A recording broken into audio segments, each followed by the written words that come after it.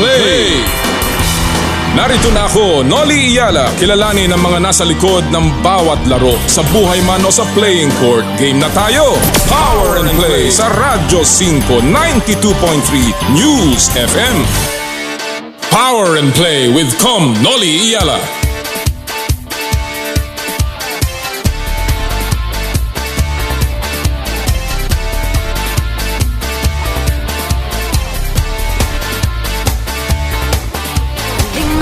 Tayo, ilantad ang likas nating talento at magdala ng saya sa mundo.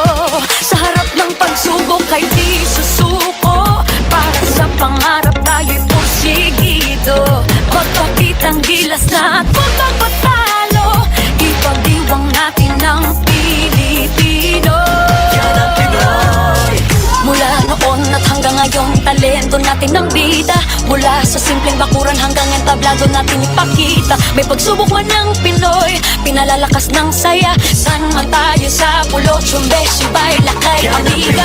Sama-samang pakita ang galing natin katropa sa kapwa ko Pilipino.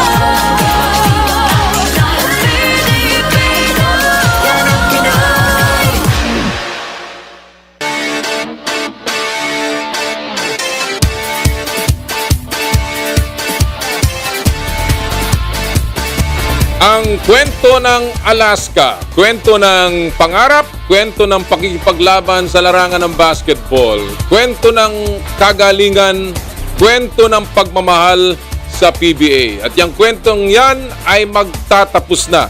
Yan din po ang ating magiging paksa ngayong umaga sa inyong paboritong kasama tuwing Sabado. E di paano? Bango na! Power and Play na!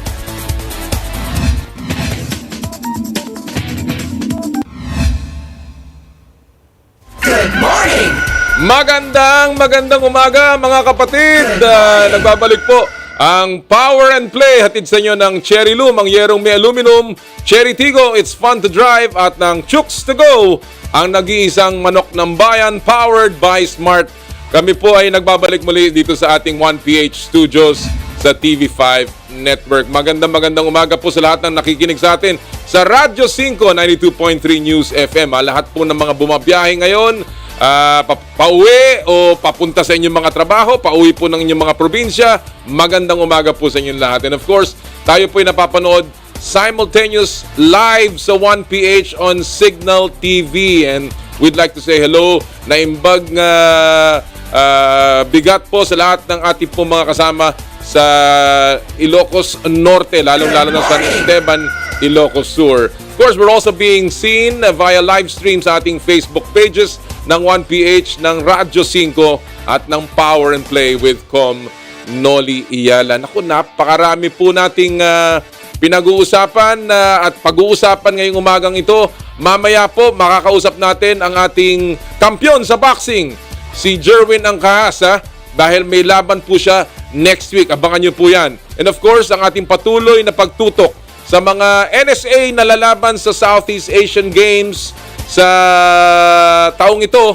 Mamaya po ang Wushu Federation of the Philippines ang ating itatampok. Pero ang malaking balita na lumabas ngayong linggong ito, lalong-lalo na nag-anunsyo po nung February 16, katatapos pa lang ng Valentine's, ay yung pong pag-aanunsyo ng Alaska Organization na, sa kanila pong pagreretiro mula sa PBA. Nakakalungkot, talagang magbababay na tayo sa Alaska Organization, yung Alaska Aces. Alam niyo po, ang Alaska has been very close to me sa aking nung ako po ay nasa sa PBA. Isa sa mga pinakapopular na koponan, they were a class organization.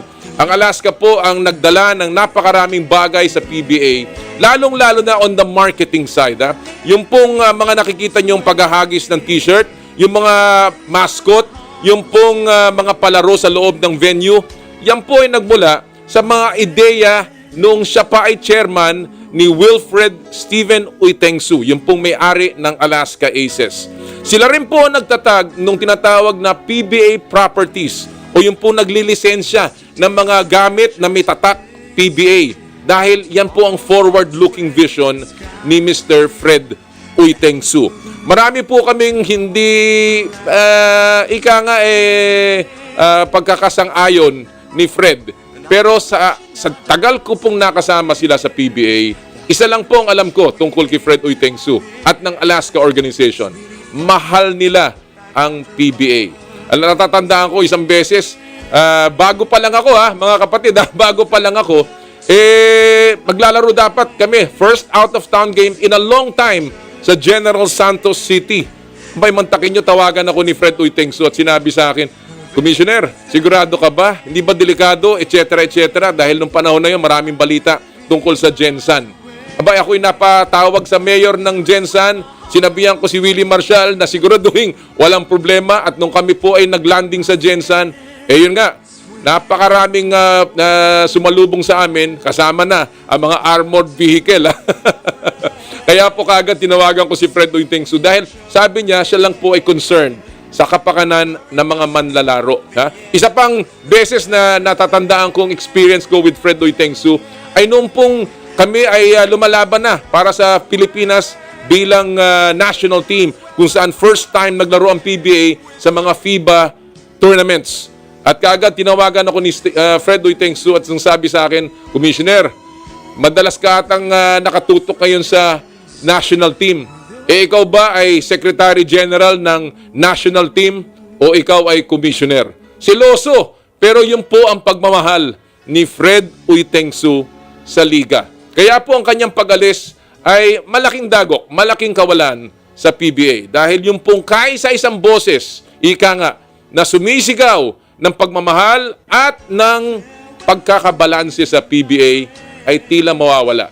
At yan po ang kalungkot-lungkot sapagkat ang Alaska has always been about thinking league first. Again, saludo po ako sa organisasyon ng Alaska at ako po'y nagpapasalamat sa lahat ng kanilang naitulong, hindi lamang para sa akin, kung hindi para sa liga. Mula kay Fred Uitengsu, sa kanilang mga dating kasama dyan, si Waki Trillo na nakasama ko sa board, si Glenn Fernando ng marketing nila, lahat po na nasa PBA Properties and lahat na naging coaches ng Alaska, saludo kami sa Power and Play sa 35 taon na paglalaro ng Alaska sa PBA. At yan po ang ating tututukan mamaya sa ating pakikipag-usap kay Jojo Lastimosa at Jeff Cariaso, mga Alaska greats. Mamaya po yan sa ating palatuntunan. Siyempre, marami pa tayong pag-usapan at marami dyan ay pag-aalala sa kwento ng Alaska. Pero unahin muna natin ang ating mga buod ng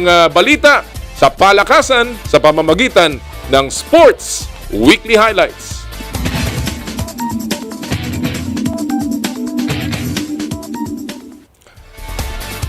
Pinakamalaki at pinakamabigat na balita sa Philippine sports ngayong linggo ang pag-aanunsyo ng Alaska na magreretiro na ang legendary franchise sa PBA.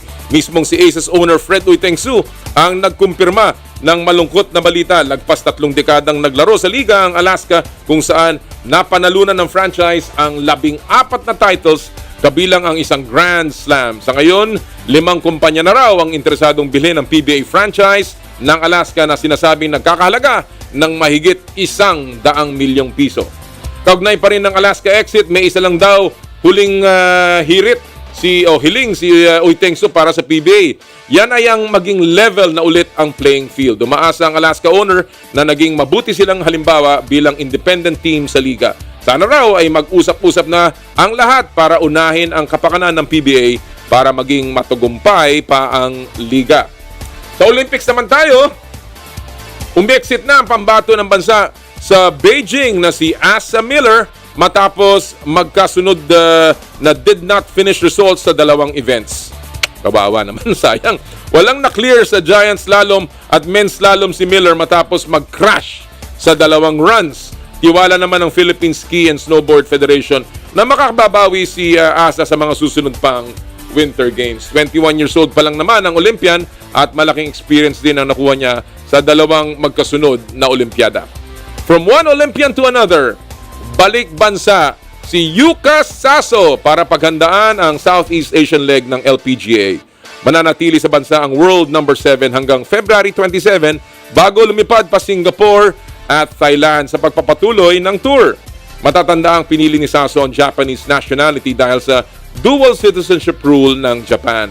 Pero nilinaw niyang mananatili siya sa kanyang puso ang Pilipinas. Sa Gilas Pilipinas update naman, pangungunahan ni former Asia's best point guard Jason Castro. Ang Gilas Pilipinas squad nasa sabak sa FIBA World Cup qualifiers ngayong linggo. Di naman pasok si Roger Pugoy dahil sa left calf injury. 4 na laro sa 5 araw ang bubunuin ng national team kontra South Korea, New Zealand at India. Sa mga gustong mapanood ito ng live, pwede na po kayong bumili ng tickets para sa live games sa Araneta Coliseum. Oh, yung magandang balita to ha, mga kapatid ha. Laban Pilipinas, puso! Ang latest naman sa PBA Governors Cup, parehas tambakan ng mga laro kahapon. Umarangkada sa 117-97 win ng NLEX Road Warriors kontra Blackwater Bossing na natalo sa nasa 26 na sunod-sunod na laro. Nakakalungkot naman to. Sa second game naman, nagpaulan ng 21 3-point shots ang TNT Tropang Giga para talunin ang Barangay Ginebra 119-92. 4-4 na ang standings ng TNT habang nalaglag sa 3-3 ang Ginebra. At yan po ang ating sports weekly highlights. Daming balita. Of course, mga kaibigan, kagaya na sinasabi natin, ang ating tututukan ngayon ng Alaska story, yung kanilang paglabas po sa PBA. Well, ang ating pong pupulsuhan ay tungkol din dyan. Ito po ang ating pulso ng bayan. Ang ating pupulsuhan ngayong araw na ito ay tungkol dito po sa paglabas ng Alaska. Kaya po, ito sa inyong palagay, sino po sa tinagal-tagal ng paglalaro ng Alaska sa PBA at ang napakaraming ika nga naglaro dyan, sino po ang top 3 best players of all time na naglaro sa Alaska? Naku, napakadami niyan mula kila Villamin, mula kila Relosa, kila Willie Pearson, Frankie Lim, naparami niyan si Bong Alvarez, of course, yung pong Fabulous Five, Hawkins, Abarientos, Lastimosa, Jeff Cariaso, napakarami pa pong iba. Sino po ang inyong top 3? Kung gusto niyo pong makisama sa ating talakayan, mag-text lamang sa aming hotline 0908-208-0629 o di kaya ay mag-comment sa aming Facebook page ng Power and Play, Facebook ng 1PH o ng Radyo 5. Yung pong mapipili namin na pinakamagandang komentaryo at napakarami na nagpadala sa aming Twitter. Marami po salamat sa inyo. Ay aming bibigyan ng mga gift certificates mula sa Chooks to Go, ang nag-iisang manok ng bayan. Mamaya po, babasahin natin yan at yung mananalo po mamaya sa ating pagtatapos. Alright, at this point mga kaibigan, syempre marami tayong kailangang talakayin ngayong umagang ito. Pasok na natin ang ating paboritong Fast Take.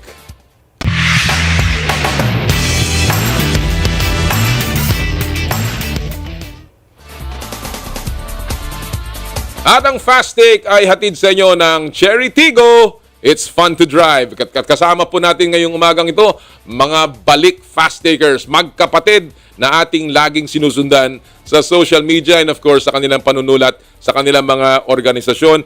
Si Ruben Terrado ng Spin.ph at si Jonas Terrado mula sa Manila Bulletin. Good morning, Jonas and Ben. May audio na ba? Ben, Ruben, can you say something? Mukhang wala pang audio. Ulitin natin. Yan. Jonas? Pom, good morning. Yun! Morning, Pom. Good morning. Yan, nakita na rin natin. Alright, mga Terrado brothers, mga talagang pambihira. ito ang aking mga suki dito sa Fast Take. Marami tayong gustong talakayin, pero I'll just get your ikaw muna, Ruben. Nagulat ka ba sa pag-retiro ng Alaska? Alam mo kung rumor na yung pag-alis ng Alaska but nung dumating yung araw na yon, yung February 16, parang nakakalungkot pa rin at nakakagulat because yun nga, 35 seasons, nakabuo sila ng tradition sa PBA and Philippine basketball. So, it's really a sad day for Philippine basketball and Philippine sports na rin in general. Totoo yan. Jonas, ikaw, sa tagal-tagal nating nakita ang Alaska, sinong paborito mo na Alaska player of all time?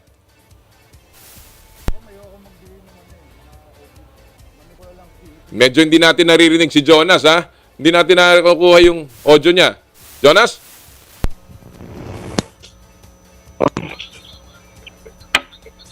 Sige, go. Jonas. Ayokong bigay ng office eh. Ang babanggitin ko na lang siguro, isa sa mga, yung mga bira gamitin, si Chris Bolado.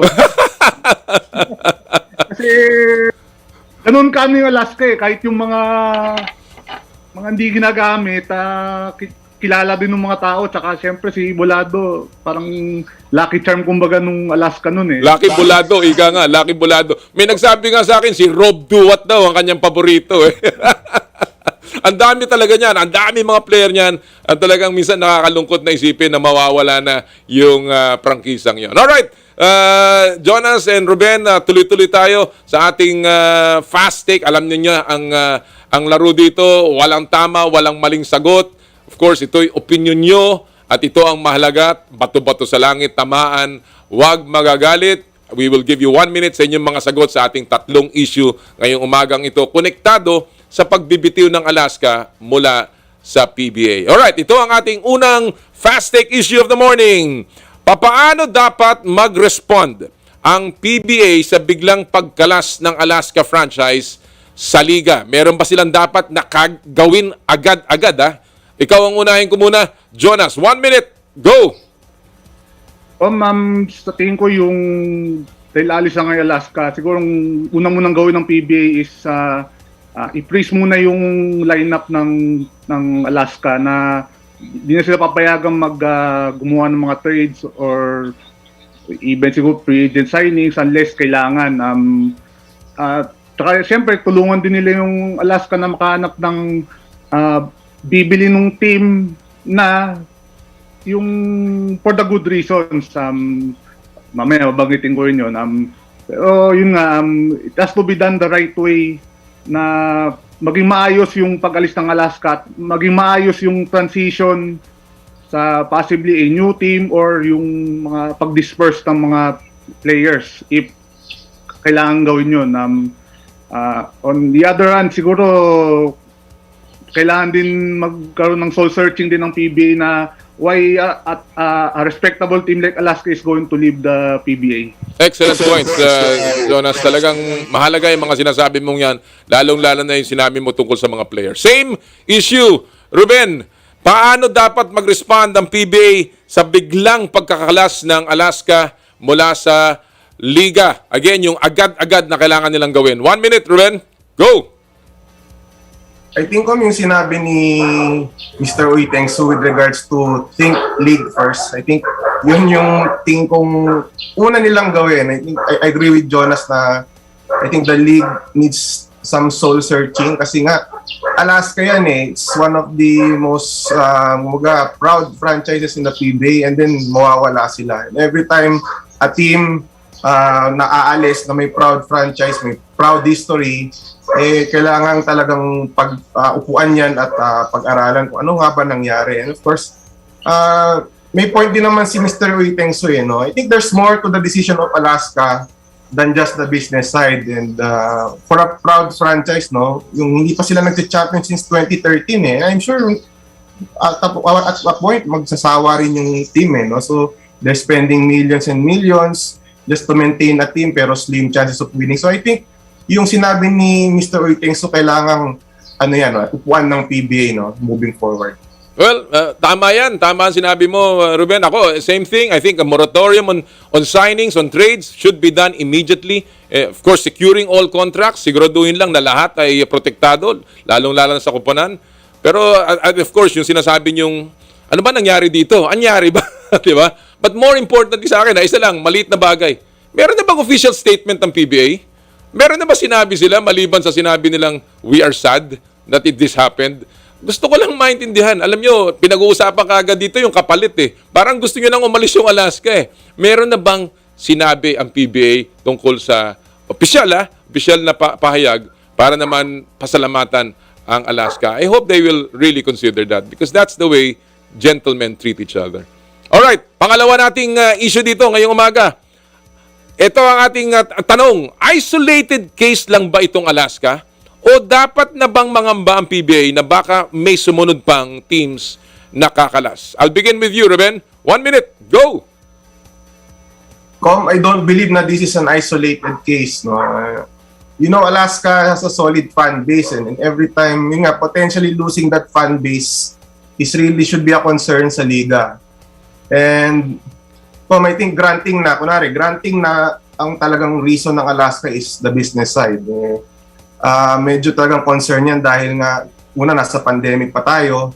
And tandaan natin, during the stoppage of play, sumisweldo pa rin yung mga players, no? So, we know, meron mga conglomerates dyan sa PBA like the San Miguel and MVP Group. But meron din tayong mga teams na hindi ganun kalaki ang kanilang business, no?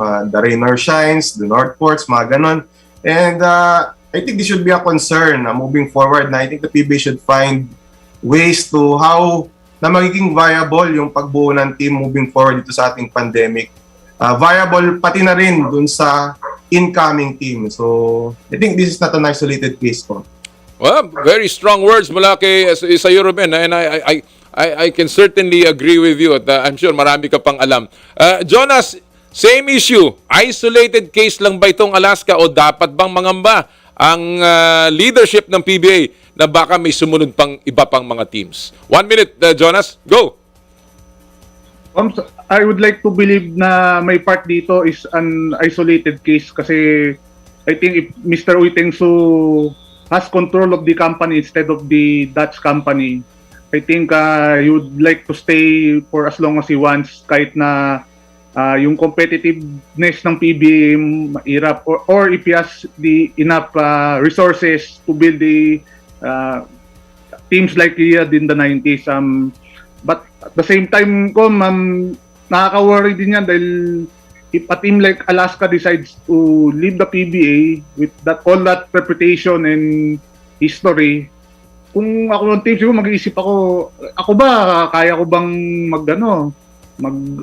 makabuo na isang team na kayang mag-compete sa mga malalaking kumpanya. So for sure, I think some of the teams are nagmumuni-muni na rin yan kung si Alaska ba alis, kaya ba natin mag-compete? Well, alam mo, maganda yung punto ninyo magkapatid, no? And pareho ko kayong sasang-ayunan dyan. I believe on the one hand na hindi siguro isolated. Ito ay isolated in the sense na may aalis agad, kagaya ng Alaska.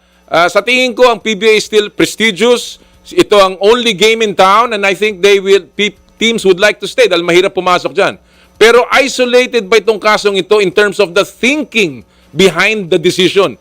Yung bang thinking na sinasabi ni Fred Uitengsu na dapat ay i-level na ang playing field? I don't think that's an isolated case. Marami sa mga team owners, hindi lamang nagsasalita ang naniniwala na hindi na patas ang laban sa PBA. Kaya po, yan ang dapat pagtuunan ng pansin ng leadership. This is not an isolated case in terms of the thinking, the reasons behind the decision ng Alaska. Alright, ang ating ikatlo at huling issue of the morning, mainit pa ito. Ano sa tingin niyong kumpanya ang ideal na replacement ng Alaska sa PBA? Alam ko marami kayong alam dyan sa mga kung sino-sinong baka pumasok, ha? Jonas, I'll begin with you. 1 minute, go! Sa akin, ang tanong siguro dapat kung may team ba na papasok sa liga na may magandang rason. Kasi we can all mention na si ganitong kumpanya can put a wish list na sinong gusto nating pumalit sa Alaska. But kung hindi naman sila kung papasok man sila sa liga na hindi sila ganun competitive at kulang yung kanilang resources para mag-compete, hindi ma-serve yung purpose ng pagpasok nila para for one, marketing, and also the all-important thing is to win 1 or 2 championships. Siguro yun dapat ang isipin muna natin na isipin muna natin bago ano tayo ng mga names, kung are they there to win or are they there for other things. Maganda yun. Maganda yung sinabi mo, Jonas. I think it speaks volumes yung sinasabi mo. Ruben, Same issue. Anong kumpanya sa tingin mo ang ideal replacement ng Alaska sa PBA?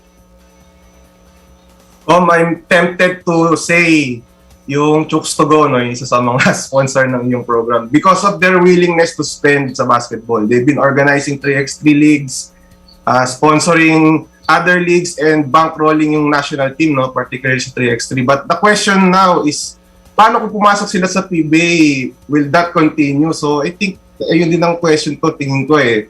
But I think yung pagpasok ng Chooks to Go, if ever, it's beyond basketball, no? Marami kasing mga storya behind the scenes. And of course, merong clause kasi yung PBA na bawal ang competitor. So I think for me, dapat wala na yun eh. Dapat maalis na yun. I think the league should consider it.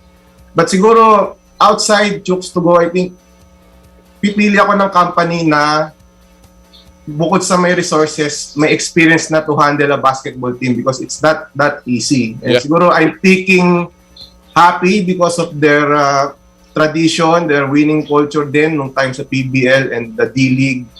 And siguro yung SM Group na rin because of, may experience nila sa sports with National University and building a sports academy. Siguro ko, yun yung pipiliin ko, no? Happy and SM. Eh siguro Chooks to Go na rin. Well, alam mo, magagandang mga pangalan yan at malalaking kumpanya yan. Obviously, ay may kakayahan. Tama rin sinabi ni Jonas. Alam mo, hindi lamang yung financial power, kung hindi, ano ba ang rason mo kung pagpasok sa PBA? Pero sa akin, more than pag-iisip ng replacement sa Alaska, ang dapat isipin ng PBA, replacement ng kanilang pag-iisip. Dapat palitan na nila yung kanilang pag-iisip tungkol sa non-competing products. Tungkol sa kung anong klasing liga ang inyong binubuo. Kailangan bang mahina yung iba at malalakas yung iba? It's a whole new set, an opportunity para sa PBA na mag-isip-isip para mabago ang kultura na lagi nang sinasabi ng Alaska, yung pong mag-isip muna para sa liga bago ang lahat. Tirado Brothers, Jonas and Ruben, maraming salamat sa oras na muling ginugol nyo sa amin ngayong umaga. Huwag kayong magsasawa, magkita-kita tayo ulit, mag-ingat kayo. And good luck sa inyo sa lagi ko kayong sinusundan sa inyong mga pagsusulat. Thank you, Com. Good morning. Maraming salamat. Yan po mga kaibigan, ang ating mga kaibigan kasama sa Hanap Buhay, Jonas and Ruben Tirado sa ating Fast Take. Naku, napakainit yung isyong yan and I'm sure marami pa tayong pag-uusapan tungkol dyan sa mga darating na panahon. Bago tayo mag-break mga kaibigan, isang paalala sa ating mga kaibigan mula sa Smart. Puso Pilipinas is a movement to celebrate the Filipino athlete powered by Smart. Follow them on Facebook, Instagram, Twitter, and YouTube. Get a chance to win exclusive Puso Pilipinas merch by sharing their Facebook page in your social media accounts with hashtag Puso Pilipinas. The Giga Life app is the latest mobile app from Smart that lets you discover and enjoy your passions with the different Giga promos. It can be downloaded and used by Smart Postpaid, Smart Prepaid, Bro Prepaid, and TNT subscribers via the Apple or Google Play Store. What can the Giga Life app do for me? Check your balance, monitor your current subscription, top up using debit, credit card, subscribe to the latest Giga promos, monitor your data consumption, auto-detect your mobile number when you are connected to Smart Network One Tap, subscription to the most popular offer, Giga Video 99. And of course, Power and Play is powered by Smart. Alright mga kaibigan, tayo po'y magbe-break sandali. Sa ating pagbabalik, makakausap natin ang ating pinagmamalaking kampiyon ng IBF Super Flyweight Division. Walang iba kundi si Jerwin Pretty Boy Ancajas dito po sa Power and Play. Hatid sa inyo ng Cherry Tigo, Cherry Loom at Chooks to Go. Ang oras po natin, alas 8:30 ng umaga. This time check is brought to you by Birmingham Subdivisions. Come home to Birmingham.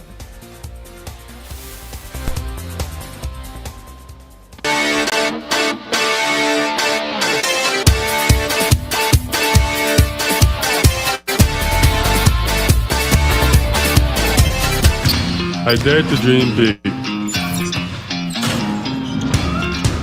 to be a voice of my generation, to inspire resilience in the face of roadblocks. And in sharing my stories, I let others share in my passion.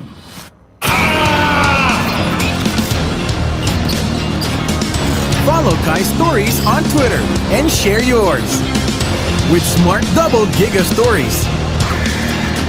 Share 2 times the passion with 2 gigabytes for Twitter and more. Guaranteed every day, plus data for all sites. Simple, smart ako.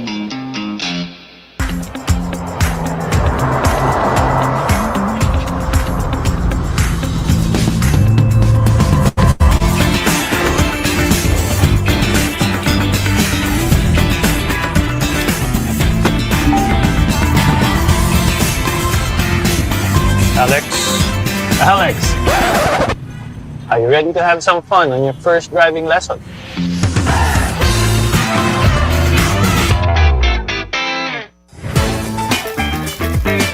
Nag-uumapaw sa real chicken juice na swak sa panlasa ng buong pamilya. Available in sweet roast, pepper roast, at harissa roast variants.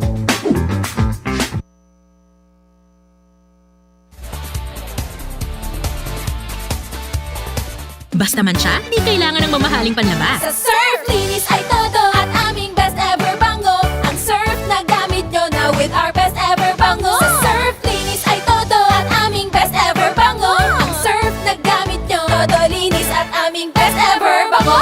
New Surf with Active Clean with our best ever bango versus previous formulations. Todo linis na singgaling ng mamahalin based on technical test versus Brand X powder on polyester. Ang surf na gamit nyo, todo linis at aming best ever bango. Ang oras, 8:31. Ang oras sa Radyo 5 ay hatid sa inyo ng Lazada 3-3 Birthday Opening Sale from March 3 to 7. Basta man siya, di kailangan ng mamahaling panlaba. Sa surf, linis ay todo at aming best ever bango. Ang surf na gamit nyo na with our best ever bango. Sa surf, linis ay todo at aming best ever bango. Ang surf na gamit nyo, todo linis at aming best ever bango. New Surf with Active Clean with our best ever bango versus previous formulations. Todo linis na singgaling ng mamahalin based on technical test versus Brand X powder on polyester. Ang surf na gamit nyo, todo linis at aming best ever bango. Mukhang kailangan ko na naman palitan ng bubong ko, pare. Mag-iisang taong pa lang yan. May tulo na kagad. Ay, bossing! Baka naman kasi hindi matibay yung ginamit nyo. Dapat ang gamitin mo ay cherry loom, ang yerong aluminum. Basta yero, cherry loom. Tibay protektado sa pangmatagalang yero. Noli Iyala Power and Play sa Radyo 5 92.3 News FM.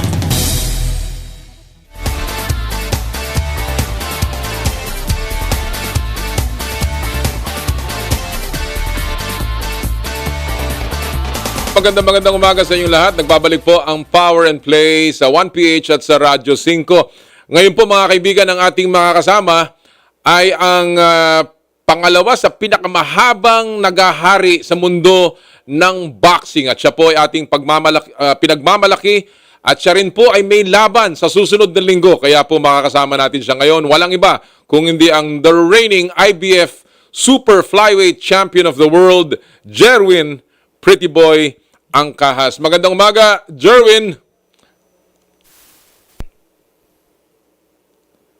Si Jerwin po ay nagmumula sa Las Vegas at siya po ay lalaban sa 26 ng Pebrero dyan po sa Las Vegas, Nevada. Unang beses po na ilalaban si Jerwin sa Las Vegas at ito ang kanyang ikasampung title defense ng kanyang corona. Although matagal-tagal na ring nabakante dahil ang huli pong yaban ni Ancajas ay nung Abril 2021. So medyo nagkakaroon lang po tayo ng technical difficulties. Kanina pa actually nandyan si Jerwin, but subukan natin ulit. Jerwin? Alright, Jerwin, magandang umaga o magandang gabi dyan sa Las Vegas. Mukhang hindi pa tayo nakukuha, no? Again, ang makakalaban po ni Jerwin Ancajas ay si Fernando Daniel Martinez, isang tiga-Argentina. Siya po ay wala pang talo itong si Martinez, although sinasabi nila ay medyo inexperienced. 13-0 ang record at isa pong Olympian itong si Martinez. Alright, inaayos natin pansamantala ang ating pong linya kay Jerwin Ancajas, ang ating IBF Super Flyweight Champion. Isa pong paalala nga pala, ngayon pong araw na to ay simula na ng NBA All-Star Weekend. Ako, mapapanood yan dito sa Signal TV and of course sa ating mga channels, lalong-lalong sa NBA TV, sa Signal. At ngayong araw pong ito, ang ating itatampok ay yung tinatawag nilang Clorox Rising Star format. Ito po ay 4 na koponan, 3 laro na naglalaro towards a target score. Ang mga koponan dyan ay si Team Isaiah, Team Barry, ito po yung mga legends ng NBA. Team Worthy at si Team Payton. Kilala nyo yan, si Isaiah Thomas, si Team Barry, si Rick Barry ba to? Oh, Rick Barry yata to, no? Team Worthy, James Worthy, at si Team Payton, si Gary Payton, ito po ay race to 75 points.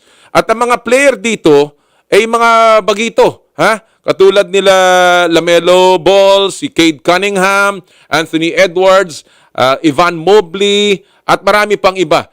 Yan po ang mga pagbabago na ginagawa ng NBA at yung kanilang itinatampok, yung kanilang mga bagong bituin. Again, it's part of their marketing para makita at makilala lalo na ng mga fans ang mga rising stars ng NBA. Panoorin nyo po yan. 12 rookie, 12 sophomore, 4 na G-League Ignite players ang maglalaro dito sa rising stars ng NBA. At magsisimula po yan ngayong umagang ito. I think may coverage tayo mamaya pong 10:00. Alright, balikan natin ngayon si Jerwin Ancajas mula sa Las Vegas, Nevada. Jerwin, good morning. Good morning po sa Yun! Magandang umaga, champ. Good morning po. Kamusta ka? Kamusta ka na? Unang-una, mukhang talaga nag-enjoy ka na dyan sa Amerika. Natagalan lang talaga sir yung yung laban natin sir, kaya natagalan tayo dito sir sa Amerika po. Alright. Alam natin na ikaw ay lalaban para sa iyong ikasampung depensa sa susunod na linggo. At marami nang talagang excited dito. Ang pag-usapan muna natin yung makakalaban si Fernando Daniel Martinez na undefeated. Jerwin, ano ang palagay mo dito sa kalaban mo? Anong assessment mo? Ano ang kanyang mga kalakasan? Sa akin sir, yung bihasa niya sa amateur niya, yung background amateur nga niya ay magaling yun sa sabi pa nga, parang nakapaglaro pa ng Olympic po yung si Martinez po. Kaya hindi tayo magkumpiyansa po kasi magaling sa amateur. Kahit na konti pa yung laban niya sa professional, pero nahubog po siya sa amateur career niya po. Kaya at nakita natin yung nagdayo siya sa ibang lugar din po na tinalo niya pa yung champion. Kaya di tayo magkumpiyansa sir kasi kita natin yung mga ibang video niya sa laban niya talagang pumapasok at walang takot sir. Maraming nagsasabi na hindi naman daw to kahirapan at eksaktong-eksakto ang estilo ni Martinez para sa iyo, Jerwin. Mas matanda siya ng bahagya sa iyo, 30 years old, kaya medyo kahit konti ang laban, experience, ika nga sa amateur ang kanyang buhat-buhat. Sa tingin mo ba yung estilo ni Martinez ay perfect para sa iyo at yan ang klase ng kalaban na gusto mo? Ako naman po talagang nagbabase lang din po ako sa style ng kalaban ko po, kung ano mang ibigay sa taas ng ring. Kumbaga doon ko rin po ma-adapt yung experience ko po sa amateur dati. At ito yung style ni naman po ni Martinez po. Sabi nila sakto sa akin, pero sa tingin ko baka mag-iba tong laban nila kasi po napapanood na tayo sa ibang laban natin at nag-aaral din to sa atin sir, kaya kung anong dala nila sa taas ng ring, sana maka-adjust tayo agad at makayanan natin yung mga niya sir, kung anong mga plano nila sa laban sir. Kamusta ang kondisyon mo, Jerwin? Alam natin na ang huli mong laban ay halos 1 taon na, no? Nung 2021 pa. Kamusta ngayon ang kondisyon mo? Ngayon po, maganda naman po kasi yun nga po, nung December sana may laban tayo po. at nagbawas na din tayo ng timbang noon mga ilang weeks naudlot at nag-ano din kami agad, nag-adjust agad kami ni Coach Jubin po sa training at ngayon po maganda naman po, nag-ano na lang po kami sa timbang, kuha na lang kami sa timbang po. Ano na ang timbang mo ngayon, Jerwin? Ilang pounds na lang ang kailangan mong alisin? Naglalaro na lang po kami sa mga 10 pounds po kasi 1 week pa naman po. Ganun po yung ano namin talaga, sir. Mga 10 pounds or 8 pounds na lang po yung kukunin namin. Kasi ilang araw pa. Alright. Well, concerned ka ba na yung tinatawag nilang ring rust? Sa tingin mo ba yan ay magiging issue sa laban mo o sa dami ng nagawa mong sparring, hindi na yan magiging issue para sa'yo?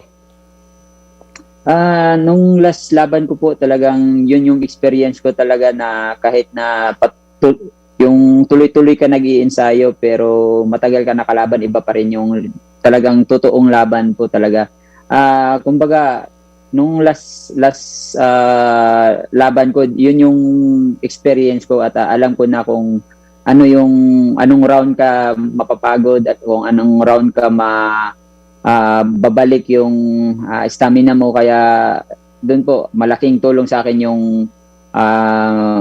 yung last laban ko po kasi tulad po nito matagal na po tayo ulit ng nakalaban, kaya mas maganda po na ganito po na maka-adjust tayo agad, sir. Pinag-uusapan niyang training mo. Sino-sino ang mga naging sparring partners mo, Jerwin, dito sa mga huling linggo ng iyong pag-iensayo?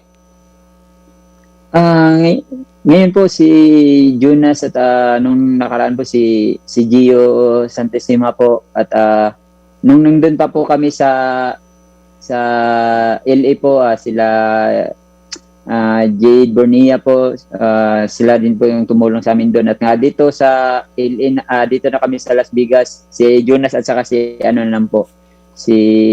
Gio, at saka may boxer din po sa gym po ng Capitilio po na 22 pounders po na naging ka-sparring ko po palagi, sir.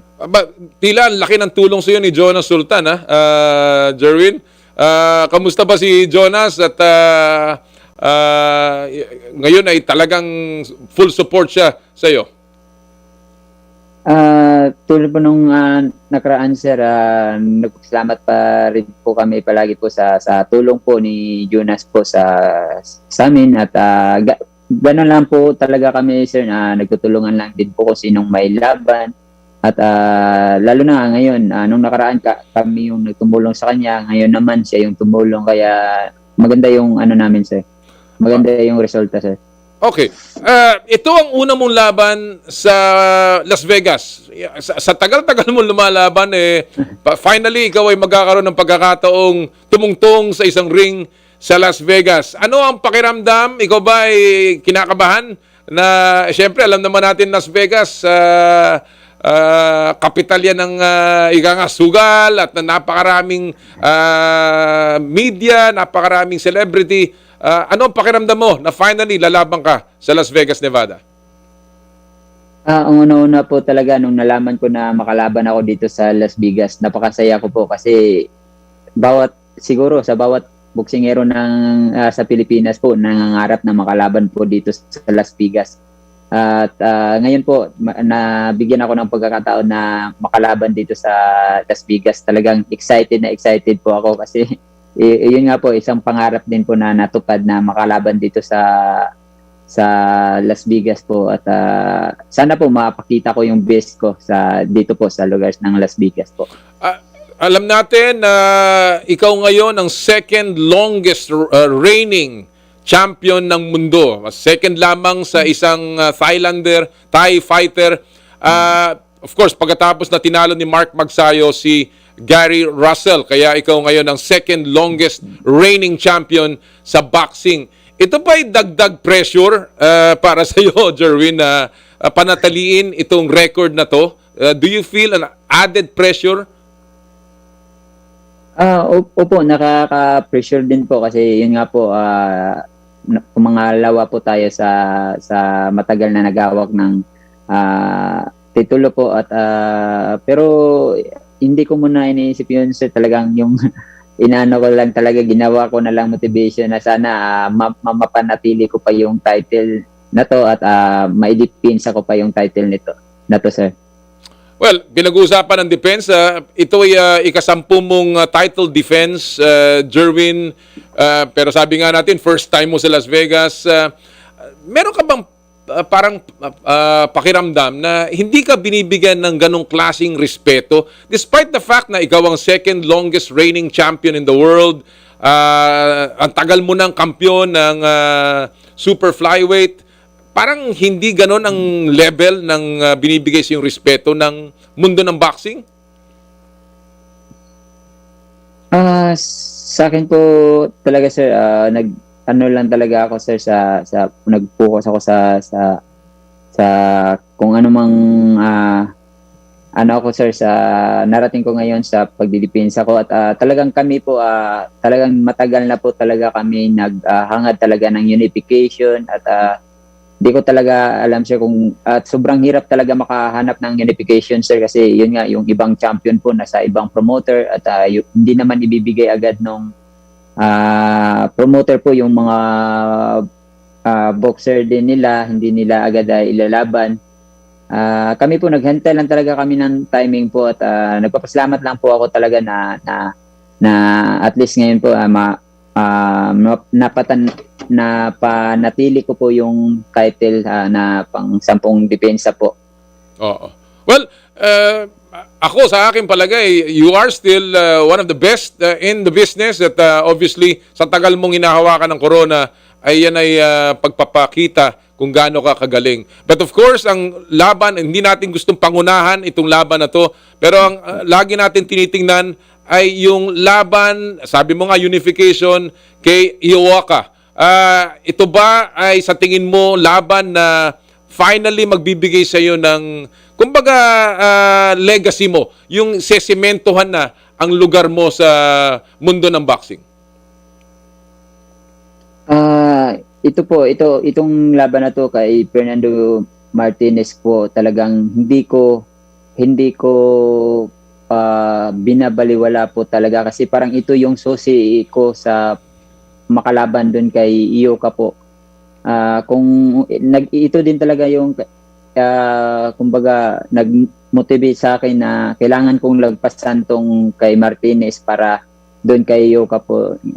Sabi nga po nila Sir Sean po na open naman po talaga yung ano ni Iyoka, team ni Iyoka na maglaban kami. Kaya tapusin ko po muna tong laban namin ni Martinez po at dito ako nagpo-focus po. Sana manalo kami dito sa laban na to at matuloy na po yung pinapangarap namin na maka-unify po sa kumbaga dito sa timbang namin. Kasi ito, pag naka-unify kami, doon namin matatawag na mapabilang tayo sa mga magagaling na boksingero po kasi nakalaban tayo ng unification. Kasi tulad po nito, sir, sabi nga, puro lang tayo depensa pero hindi pa tayo nakalaban ng magagaling daw. Pero para sa akin, lahat naman po yung nakalaban ko na siyam. Talagang magagalingin, sir, para sa akin, sir. Oh. At di ko minamaliit lahat ng nakaharap ko sa ring. Well, I'm sure talagang lahat inaabangan itong laban mo kay Martinez, pero inaabangan din yung susunod mong laban kay Kazuto Iyoka. Ngayon, siguro bago tayo magtapos, gusto kong tanungin, ano ba ang fearless forecast mo dito sa laban mo kay Fernando Daniel Martinez? Ikaw ba ay naghahanap na knockout? Sa tingin mo ba meron kang round na tinitingnan? Ano ang tingin mong magiging takbo nitong laban na to?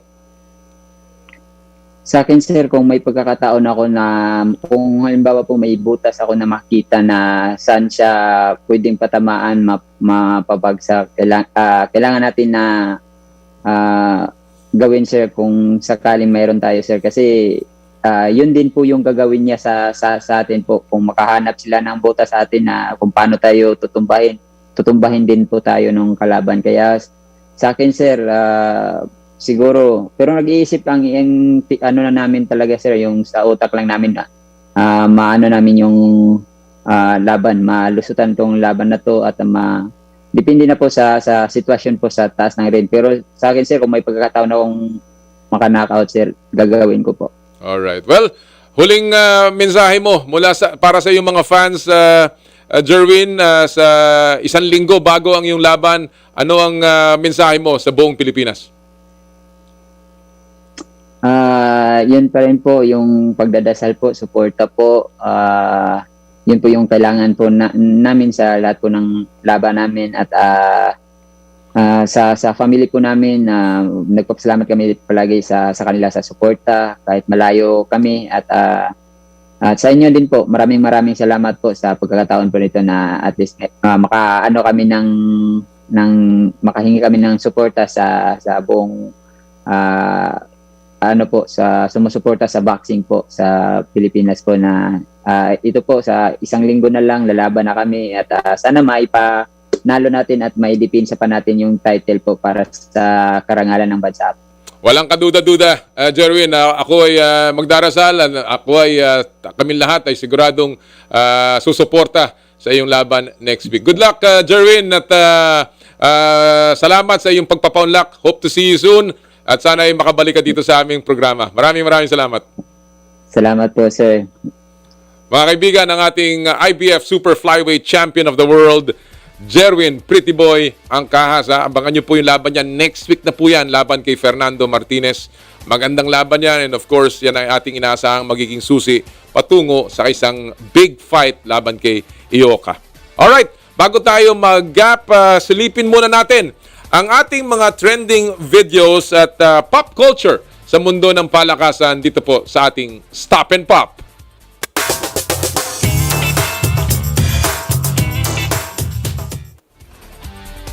Alam niyo po, ang contact sports ay hindi lamang pang self-defense. Ito po ay ginagamit ng iba na pang forma din.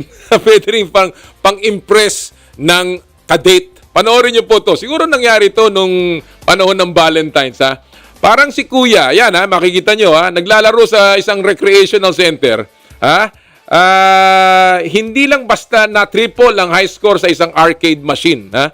Sabi naman ng iba, quadruple dapat ang score kung isasama ang hindi na-compute na style points. Paniwala, kita nyo naman yung roundhouse kick na. Sinubukang bilangin ng ating staff kung ilang beses umikot si Kuya pero nahilo tayo sa spinning kick ni Kuya dyan sa arcade. Yan po ang ating napakapambihirang viral video sa ating Stop and Pop.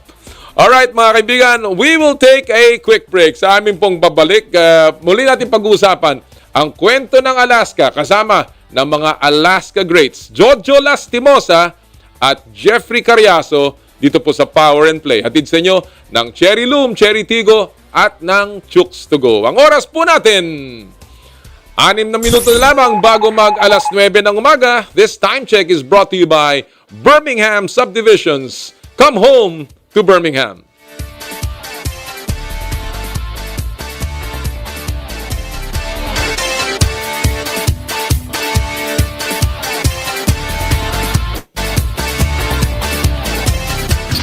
I dare to dream big. To be a voice of my generation. To inspire resilience in the face of roadblocks. And in sharing my stories, I let others share in my passion.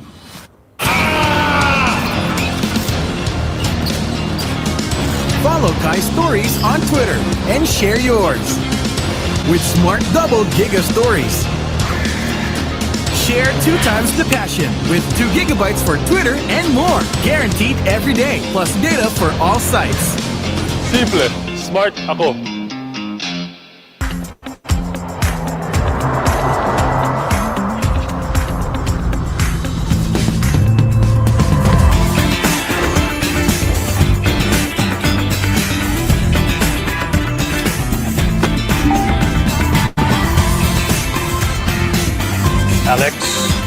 Alex, are you ready to have some fun on your first driving lesson?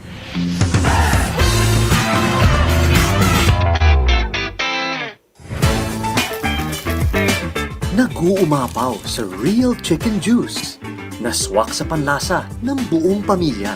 Available in sweet roast, pepper roast, at harissa roast variants. Chooks to go. Masarap kahit walang sauce. Tawag na sa Chooks to Go Delivery Hotline 8687-1010 o online sa chookstogodelivery.com or via GrabFood at Foodpanda.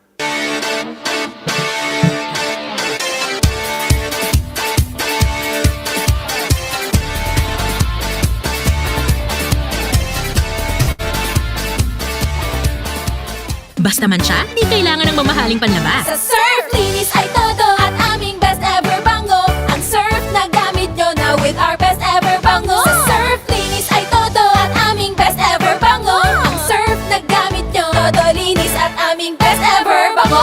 New Surf with Active Clean with our best ever bango versus previous formulations. Todo linis na singgaling na mamahalin based on technical test versus Brand X powder and polyester. Ang Surf na gamit nyo, todo linis at aming best ever bango.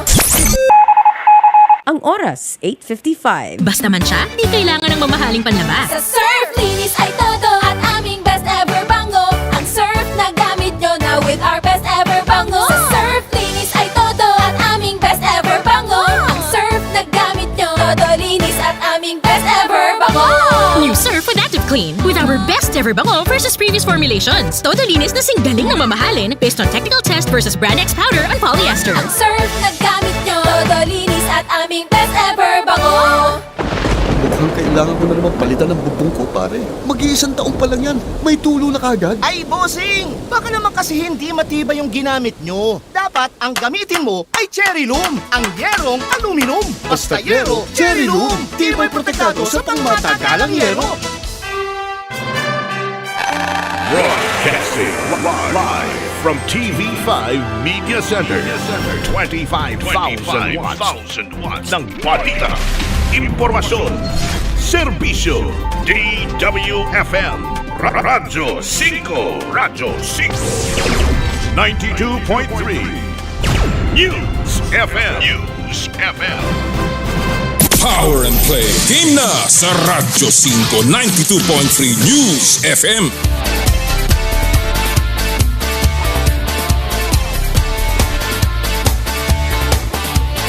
Mayang buntag sa ating po mga kasama sa Cebu City and of course sa Cagayan de Oro. Magandang umaga po sa inyong lahat dyan. Ha?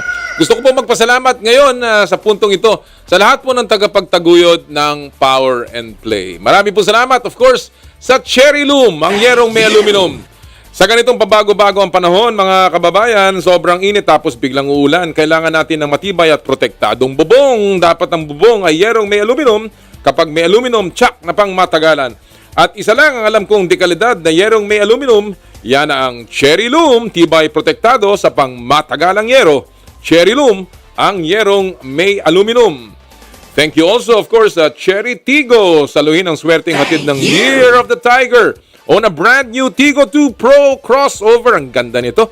Ito po sasakyan na to with Cherry's Year of the Growling Tigo promo. Sa halagang 68,000 low down payment, may sporty 5-seater ka na safe in any road condition dahil mas mataas ang ground clearance nito kaysa sedan. Sa spacious din ang seats at legroom kaya mas komportable mapadriver o pasahero. May 9-inch infotainment system pa na pwedeng i-connect sa MirrorLink and Apple CarPlay para mas convenient at chill ang travel mo. Pili na from the 6 lucky colors of Tigo 2 Pro: Passion Orange, Lava Red, Graphite Gray, Vivid White, Tuscan Beige, at Laser Yellow. #move for more colors and adventure. Bisitahin ang www.cherryauto.ph to know more about the fun-to-drive Tigo 2 Promo. Maraming din salamat of course sa Chooks to Go, ang nag-iisang manok ng bayan. Masarap kahit walang sauce. Ang Chooks to Go, ang nag-iisang manok ng bayan. Marami po salamat syempre din sa Joyride, ang bago ninyong kasundo. Magpadala with confidence kahit para sa negosyo o personal bulk deliveries man yan. Kayang-kaya yang i-deliver securely with Joyride. Download the latest Joyride Super App now. Marami din po salamat of course sa Elms Seafood Paluto. Thank you! The latest offering of the Elms Resto Bar Group located at Unit 2, Ground Floor, Calle Bistro, Ever Commonwealth, Quezon City. Enjoy their delectable seafood menu in a relaxed, casual dining atmosphere for your salo-salo seafood meal. Visit also Carlitos Sisig Seafood Paluto along Show Boulevard, now open for dine-in and take-out from 11 a.m. to 10 p.m. Suabe ang timpla, pang Pinoy at international ang lasa. Marami pong salamat din sa Skin, your face and body anti-aging center. It's always a good investment to make yourself beautiful each day. Syempre naman, you deserve it. This February, enjoy our 20% promo on our services. Call our branches at Alabang Town Center and Green Hills, San Juan sa mga numerong 0917-890-1640 or 0977-809-8886. Marami din pong salamat, of course, sa Birmingham Subdivisions. Come home to Birmingham, located at Antipolo, Cainta, General Trias, Cavite, Marikina, Pasig, Rodriguez, San Mateo, and Tagaytay. Building communities since 1984. Celebrate this year with your new home, your home in Birmingham Subdivisions. Check out their Facebook pages or call 0939-921-7458, 891-27731. Marami din po salamat, of course, sa ASEA Subic Beach Resort. Experience the getaway that you deserve and dive into limitless happenings, rejuvenating experiences, and gastronomic adventures. ASEA Subic Beach Resort. Power and Play would also like to thank Lick Hobby, Weave by Weave, Hand in Hand. Check out their IG pages. And of course, ang Power and Play is powered by Smart. Maraming salamat po sa inyong lahat, sa inyong patuloy na pagsuporta sa Power and Play. Oh, by the way, mga kapatid, next week na po ang laban ng ating Gilas Pilipinas. FIBA World Cup qualifier po yan. Gaganapin dito mismo sa Araneta, sa Smart Araneta Coliseum, mga kaibigan. Kaya bumili na kayo ng inyong mga tickets. Ang ganda nito, 4 na araw po ang ating makakasama sa labanan na ito ay ang mga koponan mula sa India, New Zealand, at ang ating arch enemies or ang arch rivals, Korea. Kaya po panoorin natin at suportahan natin ang ating national team, ang Gilas Pilipinas sa ating FIBA World Cup qualifiers na windows. Gaganapin po yan sa Smart Araneta Coliseum. Ako'y nagpa-reserve na ng aking mga ticket kay Gilas sa SPP, pamamagitan ni Coach Ryan Gregorio. Magandang umaga, Coach Ryan, at sa buong Gregorio family. Kaya panoorin po natin at suportahan natin ang ating pambansang koponan. Alright, ready na ba tayo sa ating ipapasok? Okay, ready na tayo, mga kaibigan.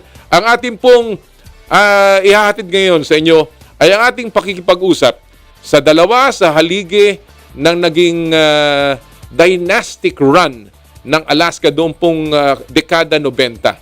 At sila din po ang mga pangalang laging lumalabas pag tinatanong ang inyong paboritong Alaska players.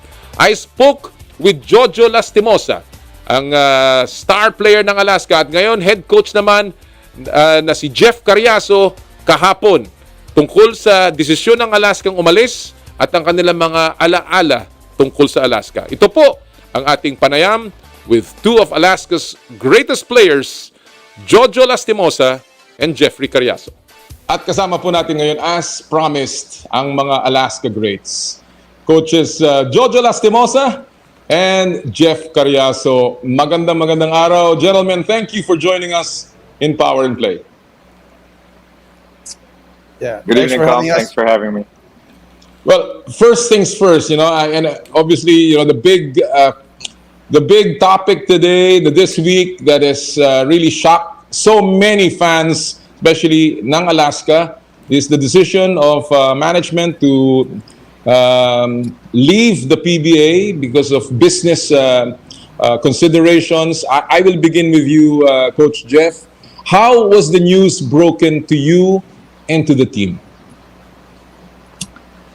Well, I mean, there's no, I guess, other way to do it or to approach it. I think that was the struggle of Bus Fred as he was contemplating on when and what's the best time. But he brought us together in a Zoom meeting because he is currently in the United States. And last Wednesday, Feb 16th, the whole team was in a Zoom meeting with Bus Fred, and he announced to us that that this will be the last conference for Alaska, and that they will not continue, after this. So you can imagine the mood in the locker room. That was the day before our last game, so we still had a day to practice and prepare for rain or shine, and the schedule for the meeting was that morning before practice. So it was tough. It was hard to hear. A lot of sad people in that room during that day. A lot of sad faces that day. Did there were moves by Alaska previous to this, of course, trading away Vic Manuel, of course, Casio, JV Casio, and of course, Chris Banquero. Did you have any inkling, Jeff, that this was going to happen at this time, this season? Right. 100% guaranteed, and this is the absolute truth.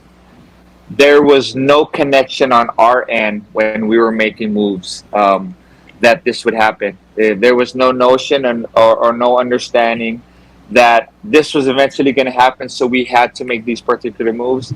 Some of the trades that happened was because, again, it was our choice and it was part of our plan of the future. We felt like this would only better us now and leading up to the upcoming draft. With JV in particular, and with making room and moving Barkley, we have 2 picks in the first round, so we were very excited about that, and we wanted to make sure that we had room for that. And obviously the other trades, the earlier trades when I first got on board with Banquero and Vic was really a personal. Was really personal for them. They kind of wanted to move forward, and it was hard for us to sort of keep them. But again, none of the moves or the trades happened because of the announcement that happened the other day. All right. Jojo, you were traded, of course, to Alaska back in 1991 from Pure Foods in that celebrated trade with Boy Cabahog, and your tandem with Bong Alva gave the first title ever to the Alaska Milkmen, of course, with Sean Chambers, and you are an integral part of the history of this team. You're one of the greatest players of Alaska. Anong reaction mo? What is the reaction of Jolas to a decision such as this when a stalwart of the league decides to leave the PBA? Of course, there's sadness, and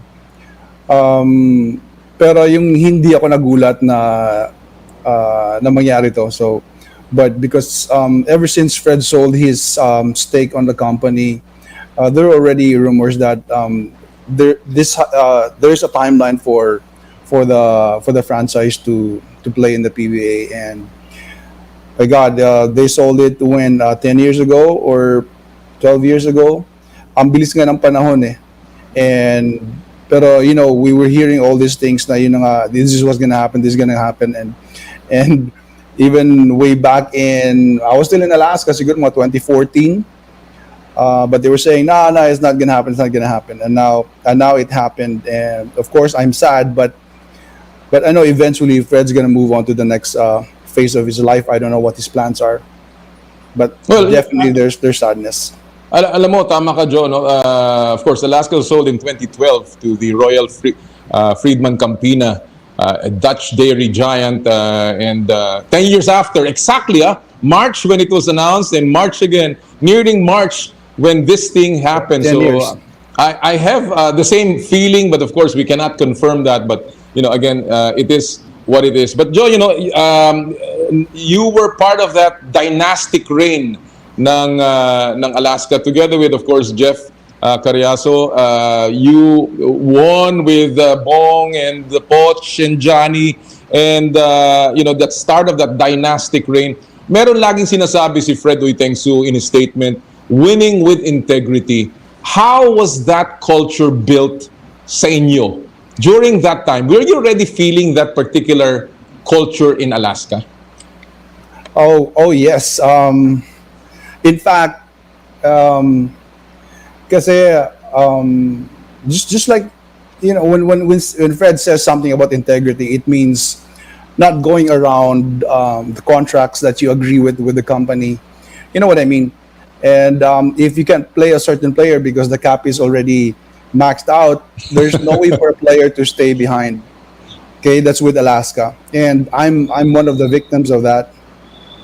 And I didn't want to leave when my contract expired in 1999, but there's just no way for Alaska to keep me because we're all maxed out.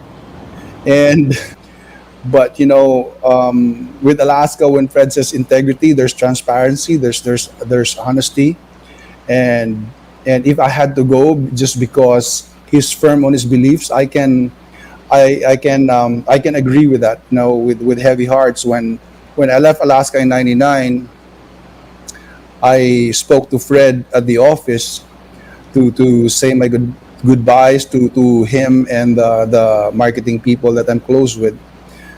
I can't hold back my tears. I didn't want to leave Alaska in '99. I didn't want to leave anymore. So that's just Fred, Well, malinaw, Joe, that your legacy with Alaska will always remain. And I think kami sa Pulso ng Bayan namin here, we asked about who are the greatest players of Alaska. You and Jeff, of course, always comes out very prominently. Si Jeff, ang labo nito. He left us in 96 after we won the Grand Slam. I was talking to him. I was in the province. I remember the phone was choppy at that time, but I was talking to Jeff, don't leave us. We have something good going on here. But he was offered a better contract with. See, that's what I mean.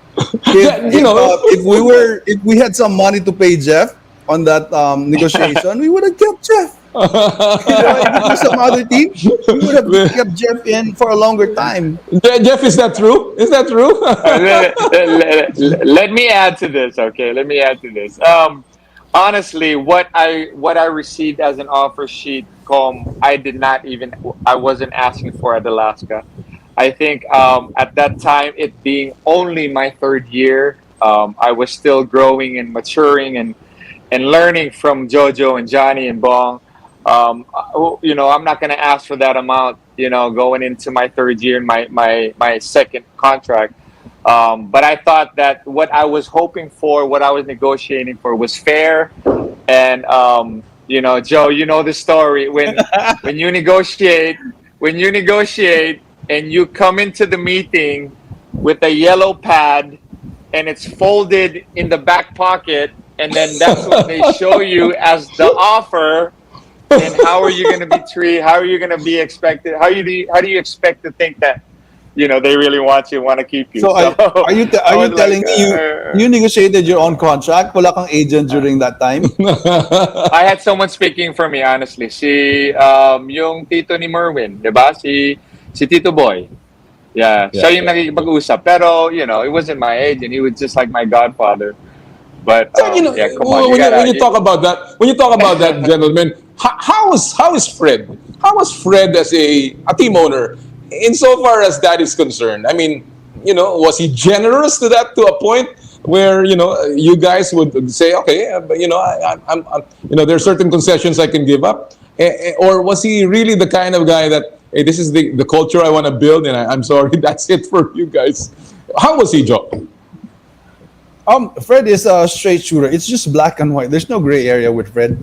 So whatever you negotiated with your contract, he's gonna give that 100%, and he will probably give you extra when you win something, and he will. Pero when you ask him for a side deal here and there, or give you something that nobody knows, he's not gonna do that. He's not gonna do that. But Fred's not gonna shortchange you. He's going to give you what you deserve. Jeff, the culture that is always talked about now, winning with integrity. How real is that for you, especially now that you're handling this team?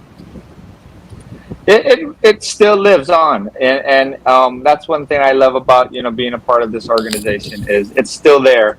So Boss Fred is not going to change his way and his style. How we handled the team before is the same way he'll handle it now. We'll always do the right things. We'll always make sure that we're within our budget, within our salary caps. So the trend now is again a lot of these younger kids and the younger players, and again I don't blame them. They hear about the stories and they know about the stories on what's on the other side. They know it's greener there on the other side. So they tend to kind of hold off and make it hard for you to negotiate with them, and sometimes to the point where you're kind of forced to trade them, and that's part of it. I mean, that's part of the life that we have to deal with. The new generation, I think, is a little bit more like that than it was in the past. And I'm just being honest and straightforward. Yeah. But if they know what's going on the other side, they kind of want to peek over there and take a look and explore a little bit. So, and that becomes a problem because you want to offer him somebody max. And then, of course, you have money to give them max. But then all of a sudden he says, no, I want more than max. Now, Fred's gonna be pissed off. Like, if you're asking for more than max, it's goodbye. Yeah. So it's really goodbye. Like, okay, see you. Yeah. It's really interesting to hear all of these things, especially coming from you. Na talagang you negotiated, you know what's happening inside the organization, and now, especially now that many people are wondering how certain teams can sign up so many huge budget players and fit them in the salary cap. And again, that's another topic, but I'll ask you about that later. But I want to ask you first about your time with Alaska, Jeff. You won your first title with Alaska, and who would forget, of course, the 1996 All-Filipino where you sank 2 free throws to give Alaska the Game 5 victory and, of course, the championship. What do you remember in that particular time, and how much of that has helped you in your career?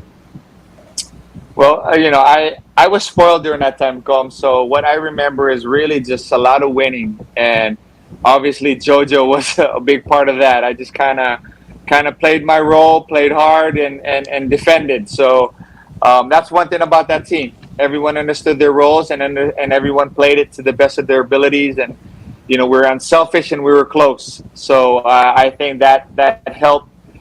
You got a social import like Sean Chambers. We kind of carried him. But, I'm joking, but he was a guy that came in and was just a stud. Also, during that time, I learned a lot. I learned a lot about teamwork. I learned a lot about roles.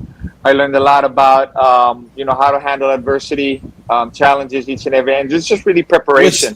Which adversity are you talking about, Jeff? You went to 6 straight finals. Which adversity are you talking about?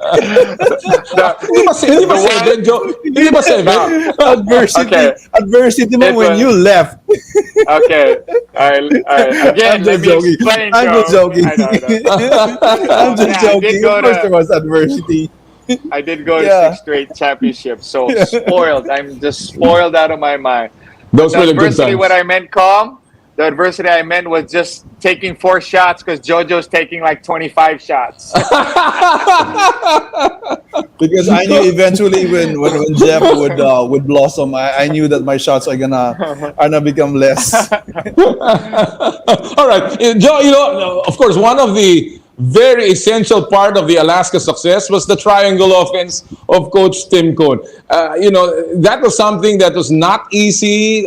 Many players have said it's not easy to learn. And of course, Tim was also very much part of that culture. But Joe, how did you buy into that system, and how big of a contributor was Tim Cone to that winning with integrity culture in Alaska? Of course, it's huge because he has to deal with Fred every single time, every wins and losses. I think you need to file a report to Fred, and Jeff knows that. You will have to email Fred about the details if Fred's not watching, and Fred makes sure that if you win one, you better win the next one. So whether you talk about a game or a championship, for him, good enough never is. And we've always heard that every single time we talk to Fred. And Tim is the chief architect of the triangle, and he was looking for a system that can be built around the players. But at the beginning, I was really reluctant about the triangle because it's a motion offense and it's kind of complicated. So there was a struggle at the beginning, my first year namin. And then, especially on my part, I don't remember that. But Tim, when you ask him, he said he was looking for a player to back him up about the system, that, hey, we should trust him. This is good for us. Sabi niya, according to him, I was the one who told him, Tim, let's just go back to my isolation play, my... So one-on-one, my one-on-one. He was really disappointed, and I can't remember that, honestly. But you cannot take anything away from Tim, though, because this is his idea. The system is his idea. Jeff, you were also part of that. Of course, you were young and you got into that system. You bought into it. You met Tim for the very first time, and you were coached by him, and you know him up to now. You were still under him when you moved on. How has Tim evolved from that time you first met him in Alaska until now? Has he really evolved as a coach as well? Coach Tim has always been involved. That's one thing that will never be different with him, especially during practice. I can't say recently, but I'm assuming it's the same, where he still runs practice. He'll run every drill. He won't assign, drill time for other coaches, and he'll just kind of sit back and watch. It's really him, the one initiating and coaching. So that's him. Yeah, he's hands-on. Super hands-on. That's how the best way to describe it. And I've kind of been the same also. I think, especially as a young coach, you want to make sure that the guys understand and hear your voice, on a consistent basis. So I've adapted that a little bit. But yeah, he's actually, his philosophies, I'm sure, is the same. His thinking that, defense is a must stays the same. And then what has evolved with him, I think, is just what he runs offensively. I think, ball movement and people movement are a lot different now than it was when we were playing, when I first started as a rookie. If you notice, the game is a little faster. Ball's moving a little bit more. And then, we all know 1 through 5 are shooting from everywhere. So he slowly adapted to that also. All right. Another guy, a very integral part of the Alaska success was Waki Trillo, the long-time manager ng Alaska.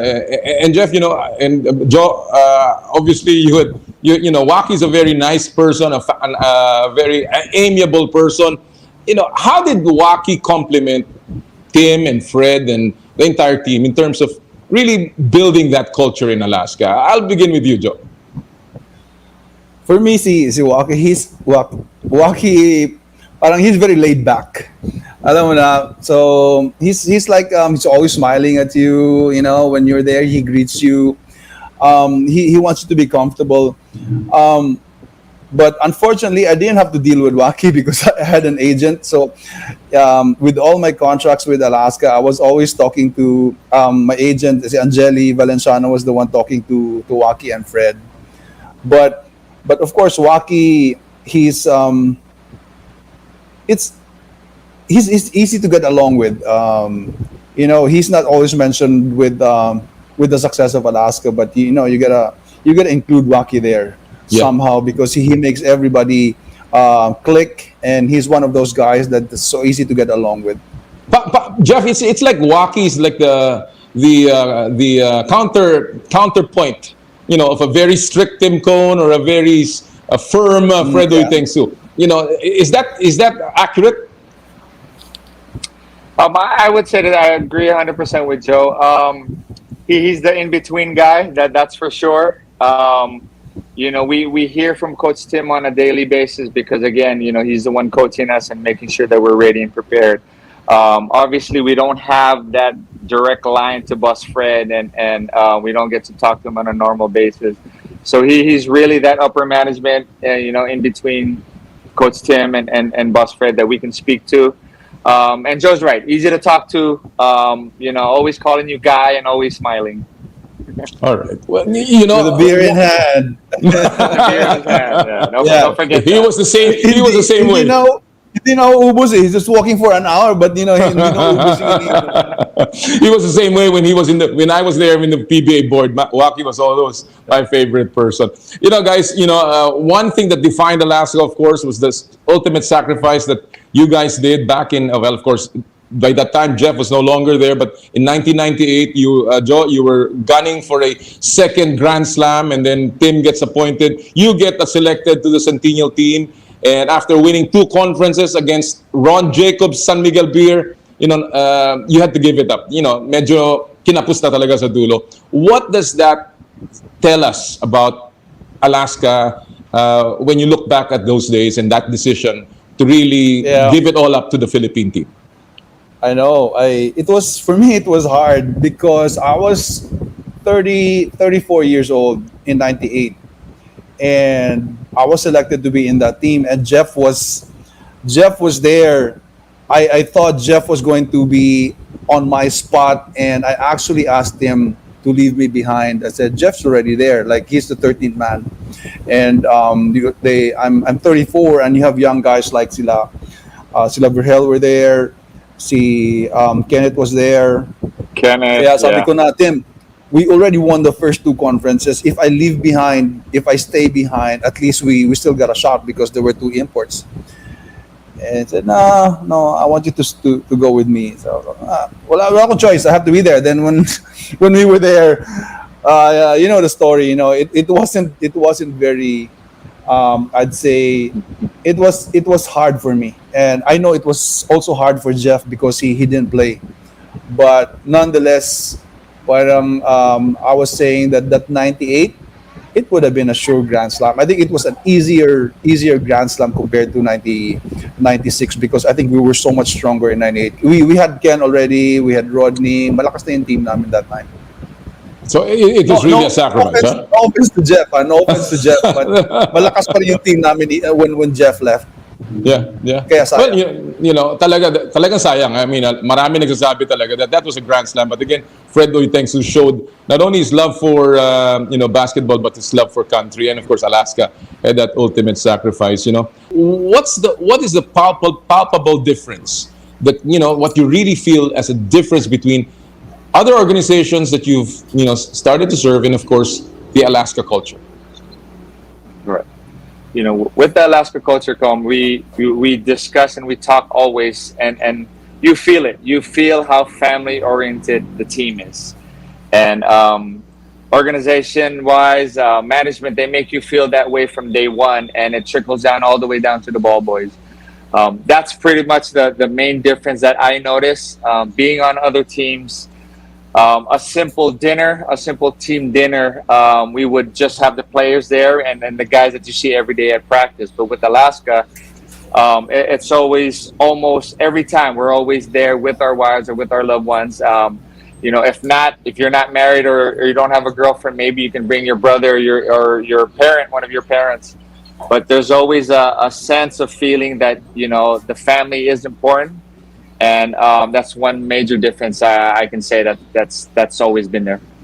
Fred Oitengsu sounded the alarm bells when he made that decision to exit the PBA, and he was talking about league first, thinking league first, and he was really, of course, very concerned about the balance of the league, yung parity. You think he has a point, and do you think that it's not too late for the PBA to do something about this?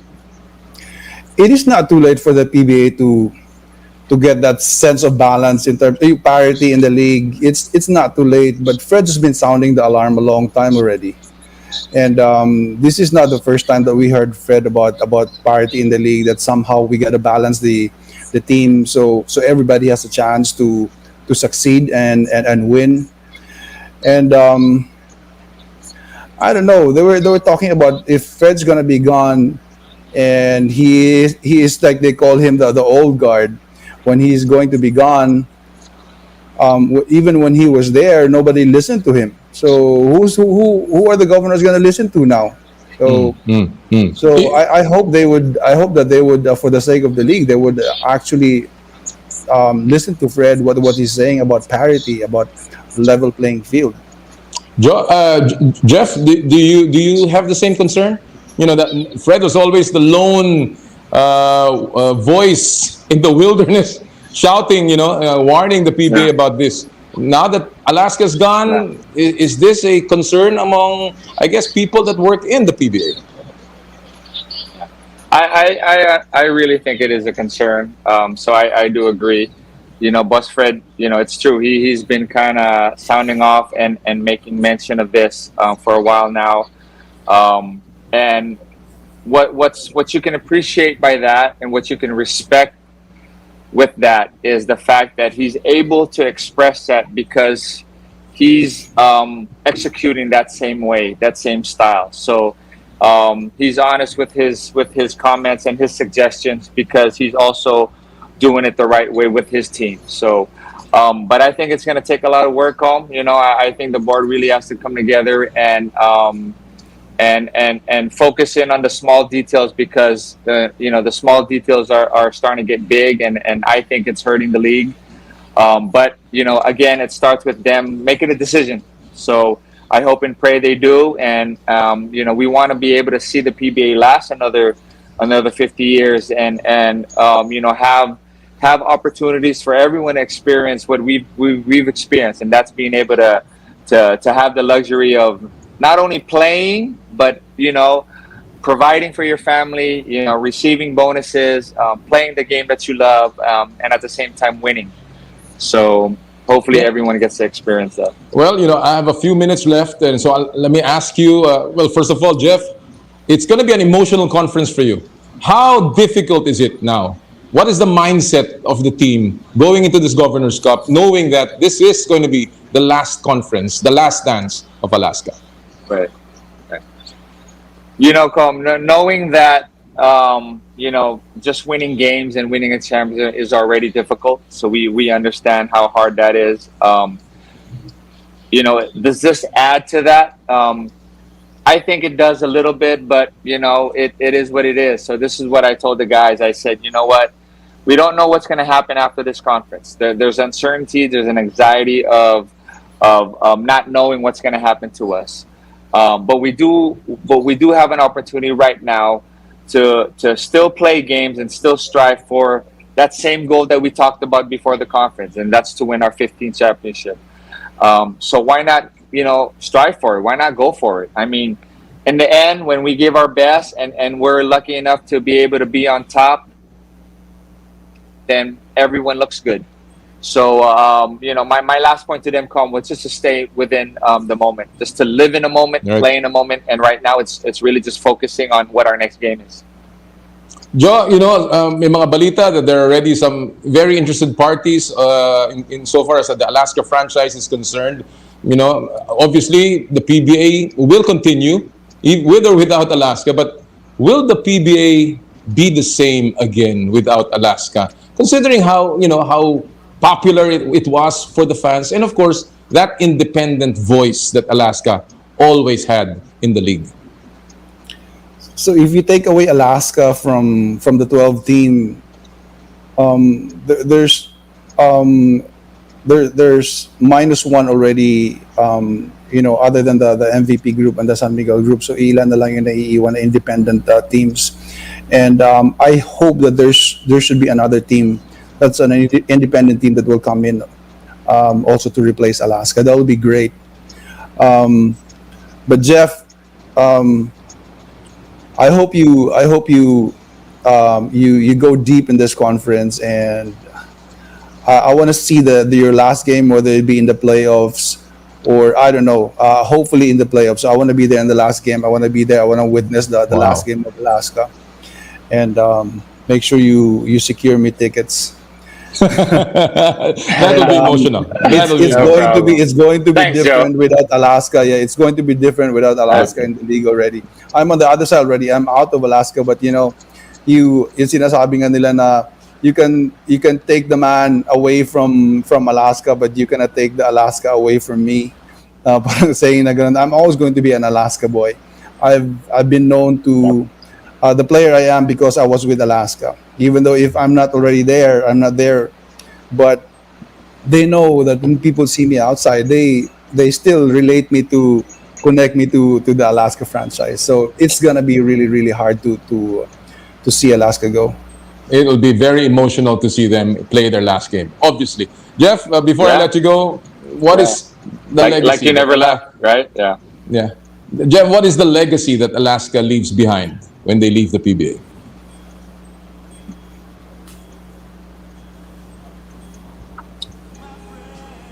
Wow. I mean, you know, I think what's pretty awesome about being part of this organization is, and the legacy that it's going to leave is really just how professional, you know, we are, and we always have been from day one. I think one thing that you can really say about Alaska is there's class in how we approach things, and then we're very respectful. So I don't think anyone, whether they've been with Alaska or they've competed against them their whole career, I think that's one thing you can always count is they'll always say, you know, they'll always have the respect for Alaska because of how they played, because of how they ran things. And again, and I mean that because regardless of whether they're a part of it or not. So I think that's a strong legacy. I think that's something that you'll never see. You know, I pray all the other teams can say the same things, but that's something that's special that I'm going to always cherish being part of Alaska. Well, gentlemen, you know, I have always been a fan of Alaska. Joe, I was always your fan ever since I saw you at the Ateneo. And later on, when you were playing in the professional league, Jeff, you know how big a fan I am of you, and I'm going to miss Alaska. Joe, sama mo ako dun sa last game. Kung may ticket tayo kay Jeff. But certainly, I'll be there. I will be there too. Maraming salamat, and again, wala pa ring tatalo sa Alaska. Maraming salamat to the two of you. Thank you. A very emotional interview kasama po ni Jojo Lastimosa and of course Jeffrey Cariaso on the last dance ng Alaska sa PBA. Well, talagang maraming memories, and of course, pagdating sa class, wala pa ring tatalo sa Alaska. We'll have more sa aming pong pagbabalik. Makakasama natin at we will put the spotlight on Wushu sa Pilipinas. Dito po sa Power and Play. Hatid sa inyo ng Cherry Loom, Cherry Tigo at ng Chooks to Go. Magbabalik po kami.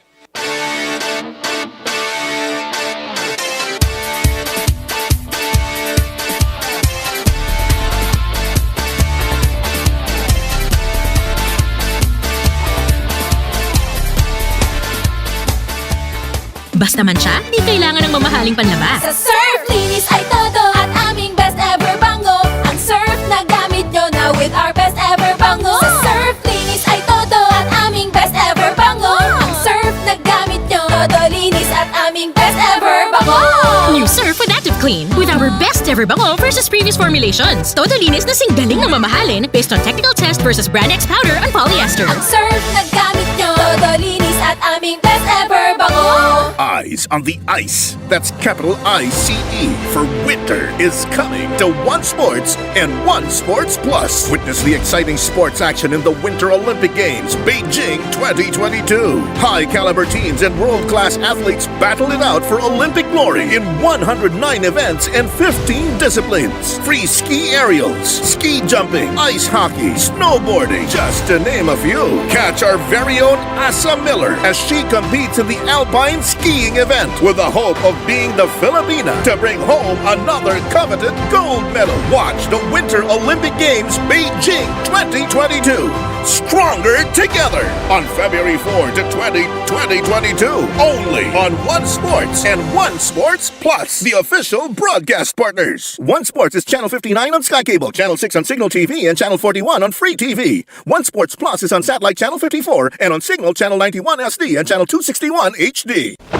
Mukhang kailangan ko na naman palitan ng bubong ko, pare. Mag-iisang taon pa lang yan. May tulo na kagad. Ay, bossing! Baka naman kasi hindi matibay yung ginamit nyo. Dapat ang gamitin mo ay cherry loom, ang yerong aluminum. Basta yero, cherry loom. Tibay protektado sa pangmatagalang yero. Ang star-studded at mystery singing competition on TV ay nagbalik na. Mask marami, mask masaya, at mask itotodo pa ang kantahan at hulaan dito sa Masked Singer Pilipinas Season 2 tuwing Sabado 6 p.m. sa TV5. I got a belt here. I got a belt there. Let's go. 3 world title fights. Another world champion. Oh my goodness! Champions versus champions. It's the legend hunter against Muay Thai technician. And a trilogy comes full circle. A blockbuster event not to be missed. One Full Circle, February 25, 8:30 p.m. on One Sports. Stay at home at stay tuned sa mga palabas na good vibes at happiness ang hatid tuwing linggo. Dahil oras na para sa Family Sundate dito sa TV5. Kaya tawagin na ang buong pamilya para sa lakas na pambihira na hatid ng inaabangang laro ng bayan. PDA Governor's Cup, 4 p.m. at 6:45 p.m. Mikey off the crossover. And we'll get that. Together with your buong angkan, huwag din palagpasin ang mga bigating pelikula sa Cine Spotlight 9 p.m. Tara. Big music at mala-concert na showdown ang dapat sabayan ng whole family sa M Countdown, 11 p.m. Let's go! Sagot na namin ang fun day nyo together with all your kamag-anakan tuwing linggo dito sa Family Sundate sa TV5. Tutukan gabi-gabi ang malalimang pagsisiyasat ng mga napapanahong balita. Hihimayin ang iba't ibang anggulo para sa mas malawak na diskusyon at impormasyon. Samahan sina Ed Linggao at Mian Los Baños mula sa Frontline tonight, Lunes hanggang Biyernes, 10:35 p.m. sa TV5. Ito ang kanilang malalim na kasaysayan. Isa itong kwento na puno ng pagpapasakit at tagumpay kung paanong ang angka ng El ay nanguna sa pag-aalsa laban sa kalupitan. Kung saan ang kanilang hinaharap at kinabukasan ay magbabanggan. Ang Black Zero! Lahat sila naghahangad na malipol tayong lahat. Ang dami kong tinawid na time and space para mahanap ka. Para sa kaligtasan ng kanilang planeta. Nandito ko para malahan ka. May darating sa future na wawasak sa Krypton.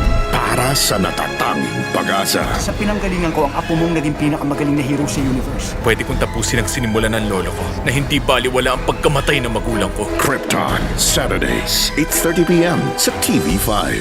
Noli Iyala Power and Play sa Radyo 5 92.3 News FM. Power and Play with Noli Iyala.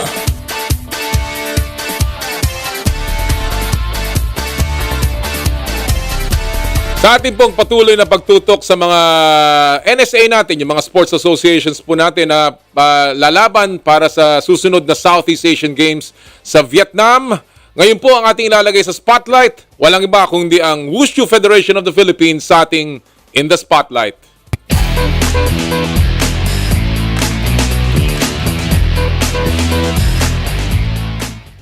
At ang makakasama po natin ngayon mula sa Wushu Federation of the Philippines, walang iba kung hindi ang kanilang Pangulo, si Freddy Halasco, at ang kanilang Secretary General, si Julian Camacho. Magandang umaga. Gentlemen, thank you for joining us sa Power and Play. Freddy and Julian, thank you so much for joining us here. Magandang umaga sa iyo, Loli. No? Long time no see. Morning. Naku, na long time no see talaga. Unang-una, and I want to go straight to the point. Freddy, alam mo, natutuwa ako that involved ka na sa Wushu after leading, of course, ang basketball sa Basketball Association of the Philippines. Unang-una, paano ka ba na-involved dyan? At saka, ano ba ang mga plano mo para sa Wushu? Freddy?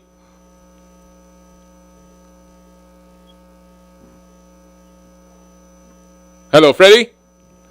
Actually, ito, nauna pa ako sa Wushu than basketball. At Wushu at 1998. Hello? Yeah, go ahead, Freddy. Hello? Medyo nag-ano ka. Pakilakasan mo lang. Hi, Com. Yeah, go ahead, Can you hear Freddy, me? please.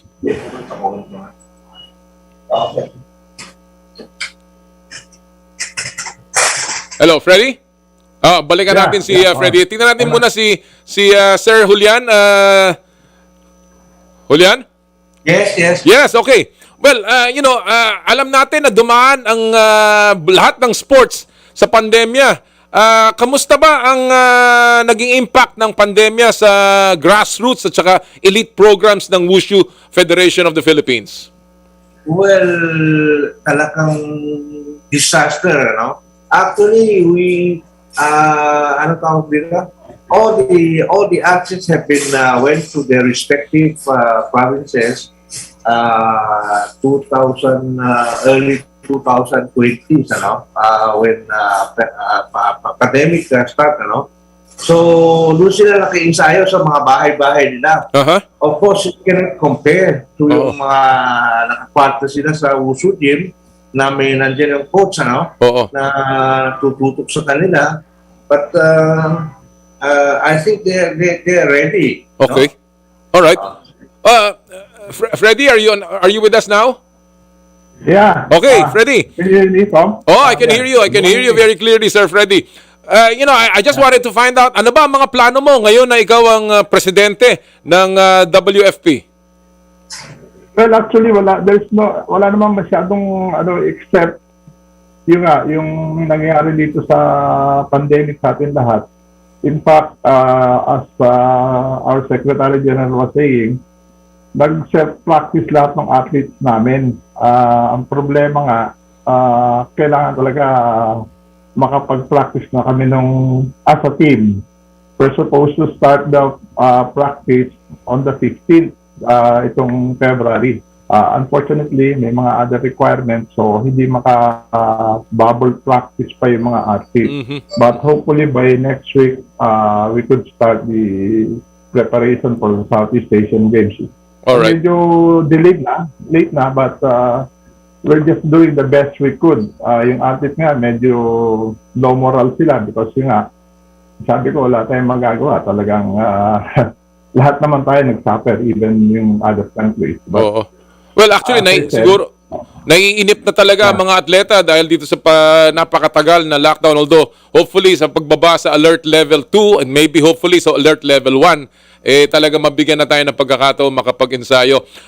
Wushu has always been traditionally one of the most prolific in terms of giving medals sa ating Team Philippines, Sir Freddy and Sir Julian. So, let me ask you, tayo ay nagkampiyon noong 2019, Julian, no? Sa Manila, sa Philippine Southeast Asian Games. Ilan bang events ang mangyayari sa Vietnam? Sa tingin nyo ba, pareho pa rin? Dahil ang Vietnam naman ay nag-second place sa atin dito sa 2019. Yes. Actually, Vietnam SEA Games, they have around 20 events, all in all.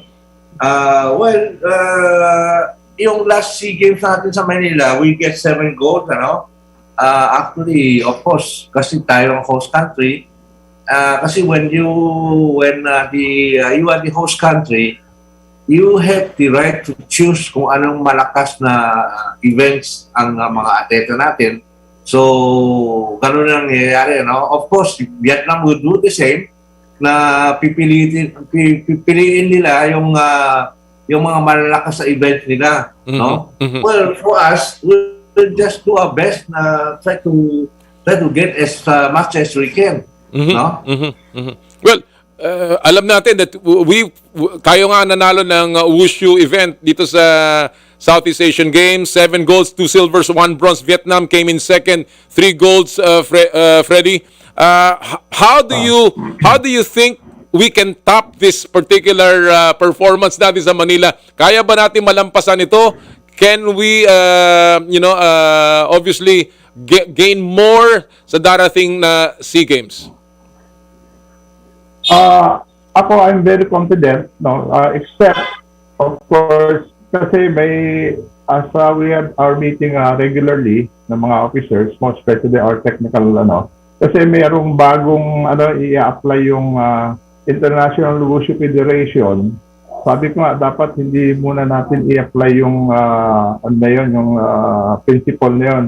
Kasi may mga bagong technique na sila last, I think 2 years ago. So, I hope they should be, na as much possible, wag na muna i-apply yun. Kasi talagang lahat naman kami nag-suffer. Lahat ng country nag-suffer dun sa, kung i-apply yung bagong principle na yun, medyo magkakahirapan. Although, pare-pareho lang. Kung pare-pareho lang, I think I'm confident na yung ating mga players will do the same. Kasi hindi naman sila humitulong pag-practice, but except yung team practice, mahalaga yun very important. Kailan ba natin masisimulan itong team practices, Julian? Ang pag-iensayo talaga na magkakasama. Anong tingin mo? Actually, ay dapat nga itong week na ito, 15, dapat pumasok ko sila lahat, because of all these bubble protocols. So medyo madidelay siguro hanggang next week siguro ang mga atleta na mga galing sa bawat probinsya. Darating siguro within next week. All right. Well, Julian, Agatha Wong was the face of Wushu, face ng Southeast Asian Games noong 2019, very popular. Are there new players sa ating pool? Meron bang mga bago ngayong aasahan tayo pagdating sa SEA Games sa Hanoi?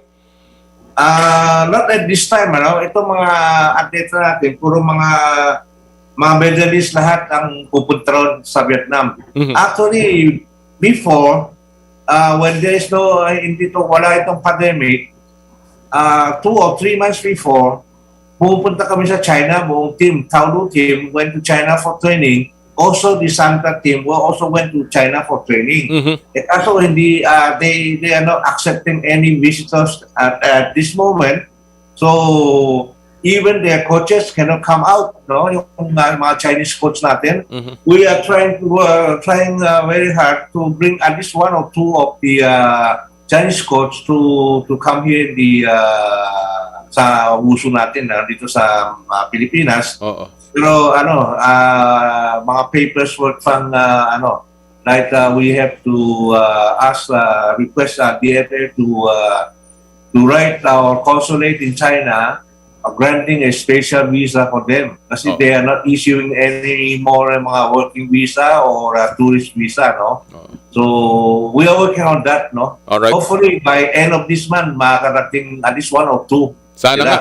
Sana nga. At anyway, bumubukas na ang ating rules para sa mga foreigners na pamasok dito. Freddy, before I let you go, beyond the Southeast Asian Games, ano ang tingin mo? Is Wushu going to be maybe part of the Olympics sometime? Is there a movement para mailagay ang Wushu in the Olympics and hopefully magkaroon tayo ng chance para manalo ng medalya dyan? Definitely, the program of Wushu, International Wushu Federation, I think, if I'm not mistaken, isasama na nila itong darating na Youth Games sa 2024, I think. Ayan, ang parang window for the Olympics. Hopefully, maisama na talaga yung Wushu sa Olympics. Kasi IOC rin naman ang nag-arrange yan, nag-decide yung mga Olympics qualifying. Sana nga, so, sana nga. I think, pag nakasama yan, ang additional goal dyan for the Philippine team, I'm sure. Wow, that'll be nice. Well, marami pa ako sanang gustong itanong but medyo naubusan tayo ng oras, gentlemen. But I certainly wish, alam natin kung gaano kalakas ang Wushu natin and of course sa Southeast Asian Games, kayo na naman ang aasahan namin, Julian and Freddy. So again, we wish all your athletes well at sana patuloy na lumakas ng suporta para sa Wushu sa ating bansa. Maraming salamat sa inyong panahon na binigay sa amin today. Thank you po. Thank you very much. Thank you. Thank you. Thank you so much, Tom. Salamat. Yan po ang Pangulo ng Wushu Federation of the Philippines, Mr. Freddy Halasco, and of course the Secretary General ng Wushu, si Mr. Julian Camacho gentlemen all the way, napakagagaling ng mga leader, and sana nga ang Wushu ay patuloy na mamayagpag sa ating bansa. Alright mga kaibigan, bago po tayo magtapos, gusto ko lamang magpasalamat sa lahat ng nagbigay ng kanilang mga opinion dun sa ating pinupulsuhan ngayong araw pong ito. Sino po ang sa inyong palagay ang top 3 best players of all time ng Alaska? Napakarami nagpadala sa Facebook namin and of course sa Twitter. Just a few examples. Si Jimmy Ortega, sabi niya, loyal Alaska players, Abarientos, Tos, and Chambers. Pag-Alaska, Johnny means Johnny Alaska. Romy de Guzman, top 3 past and present players, Abarientos, the younger Teng, and Jojo Lastimosa. Sabi naman ni Melissa Batumbakal, for me, the top 3 best players of Alaska is Flying A, Johnny A, best point guard of all of his prime. Andyan din si Mr. Fourth Quarter Man, Jojo Lastimosa, and the Captain Marvel, Kenneth Doremdes. Napakarami pa po, hindi ko mababasa lahat. Pero ang amin pong napili bilang nanalo ng ating gift certificates mula sa Chooks to Go na ngayong araw pong ito. Makinig kayo ha. Si Bart Taker 2021, ang sabi niya sa Twitter, Johnny A, siya ang face ng Alaska mala MC47 ng Ginebra. Number 2, Jojo Lastimosa. I think siya talaga ang leader ng Alaska during their championship run. And number 3, Sean Chambers, best resident import. Hindi po yung sabihin ito yung tamang sagot. Ito lang po yung napili nating magagandang explanation pa nila. At yung pangalawa pong nanalo ay si Mark Alday. Mark Alday at Marky Ikram. Ika nga, no? Number 1, Johnny A. When you talk about Alaska, he's always the first in mind. Number 2, Willie Miller, MVP and best player since Johnny A. And number 3, Sonny Tos. Sabi niya, epitome of Alaska franchise, character, and integrity personified. Maraming salamat. Congratulations. Magpi-PM po kami sa inyo sa Twitter or sa Facebook to let you know paano po namin ipapadala ang mga gift certificates mula sa Chooks to Go. Well, it has been a great day. Again, kami po'y saludo sa Alaska sa kanilang 35 years of commitment to the PBA and we wish them all the best. So mga kaibigan, marami po salamat sa inyong pagsubaybay. Sana po'y magsama-sama tayo uli next week. Lagi namin sinasabi tuwing Sabado ng umaga, bawal ang masungit. And of course, sa lahat po ng ating gawain, ad maiorem Dei gloriam, all for the greater glory of God. Kami po ang 1PH Teleserbisyo para sa Pilipino. Happy Sports Weekend, mga kapatid. Magkita-kita tayo next week. More power, more play.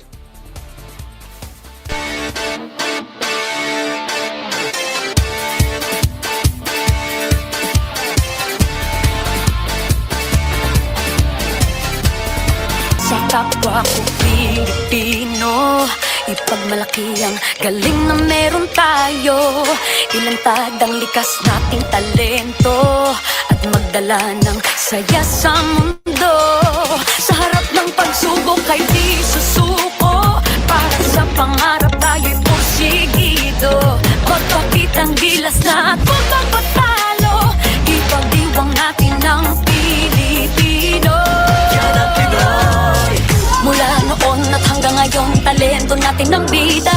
Mula sa simpleng bakuran hanggang entablado natin ipakita. May pagsubok man ng Pinoy, pinalalakas ng saya. San man tayo sa pulot, sumbe, sibay, lakay, amiga.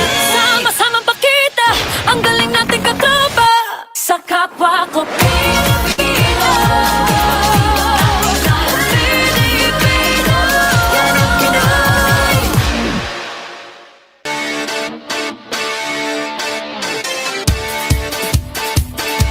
Power and Play with Noli Iyala. Mukhang kailangan ko na naman palitan ng bubong ko, pare. Mag-iisang taon pa lang yan. May tulo na kagad. Ay, bossing! Baka naman kasi hindi matibay yung ginamit nyo. Dapat ang gamitin mo ay cherry loom, ang yerong aluminum. Basta yero, cherry loom. Tibay protektado sa pangmatagalang yero. Game over na! Next Saturday ulit, Noli Iyala Power and Play sa Radyo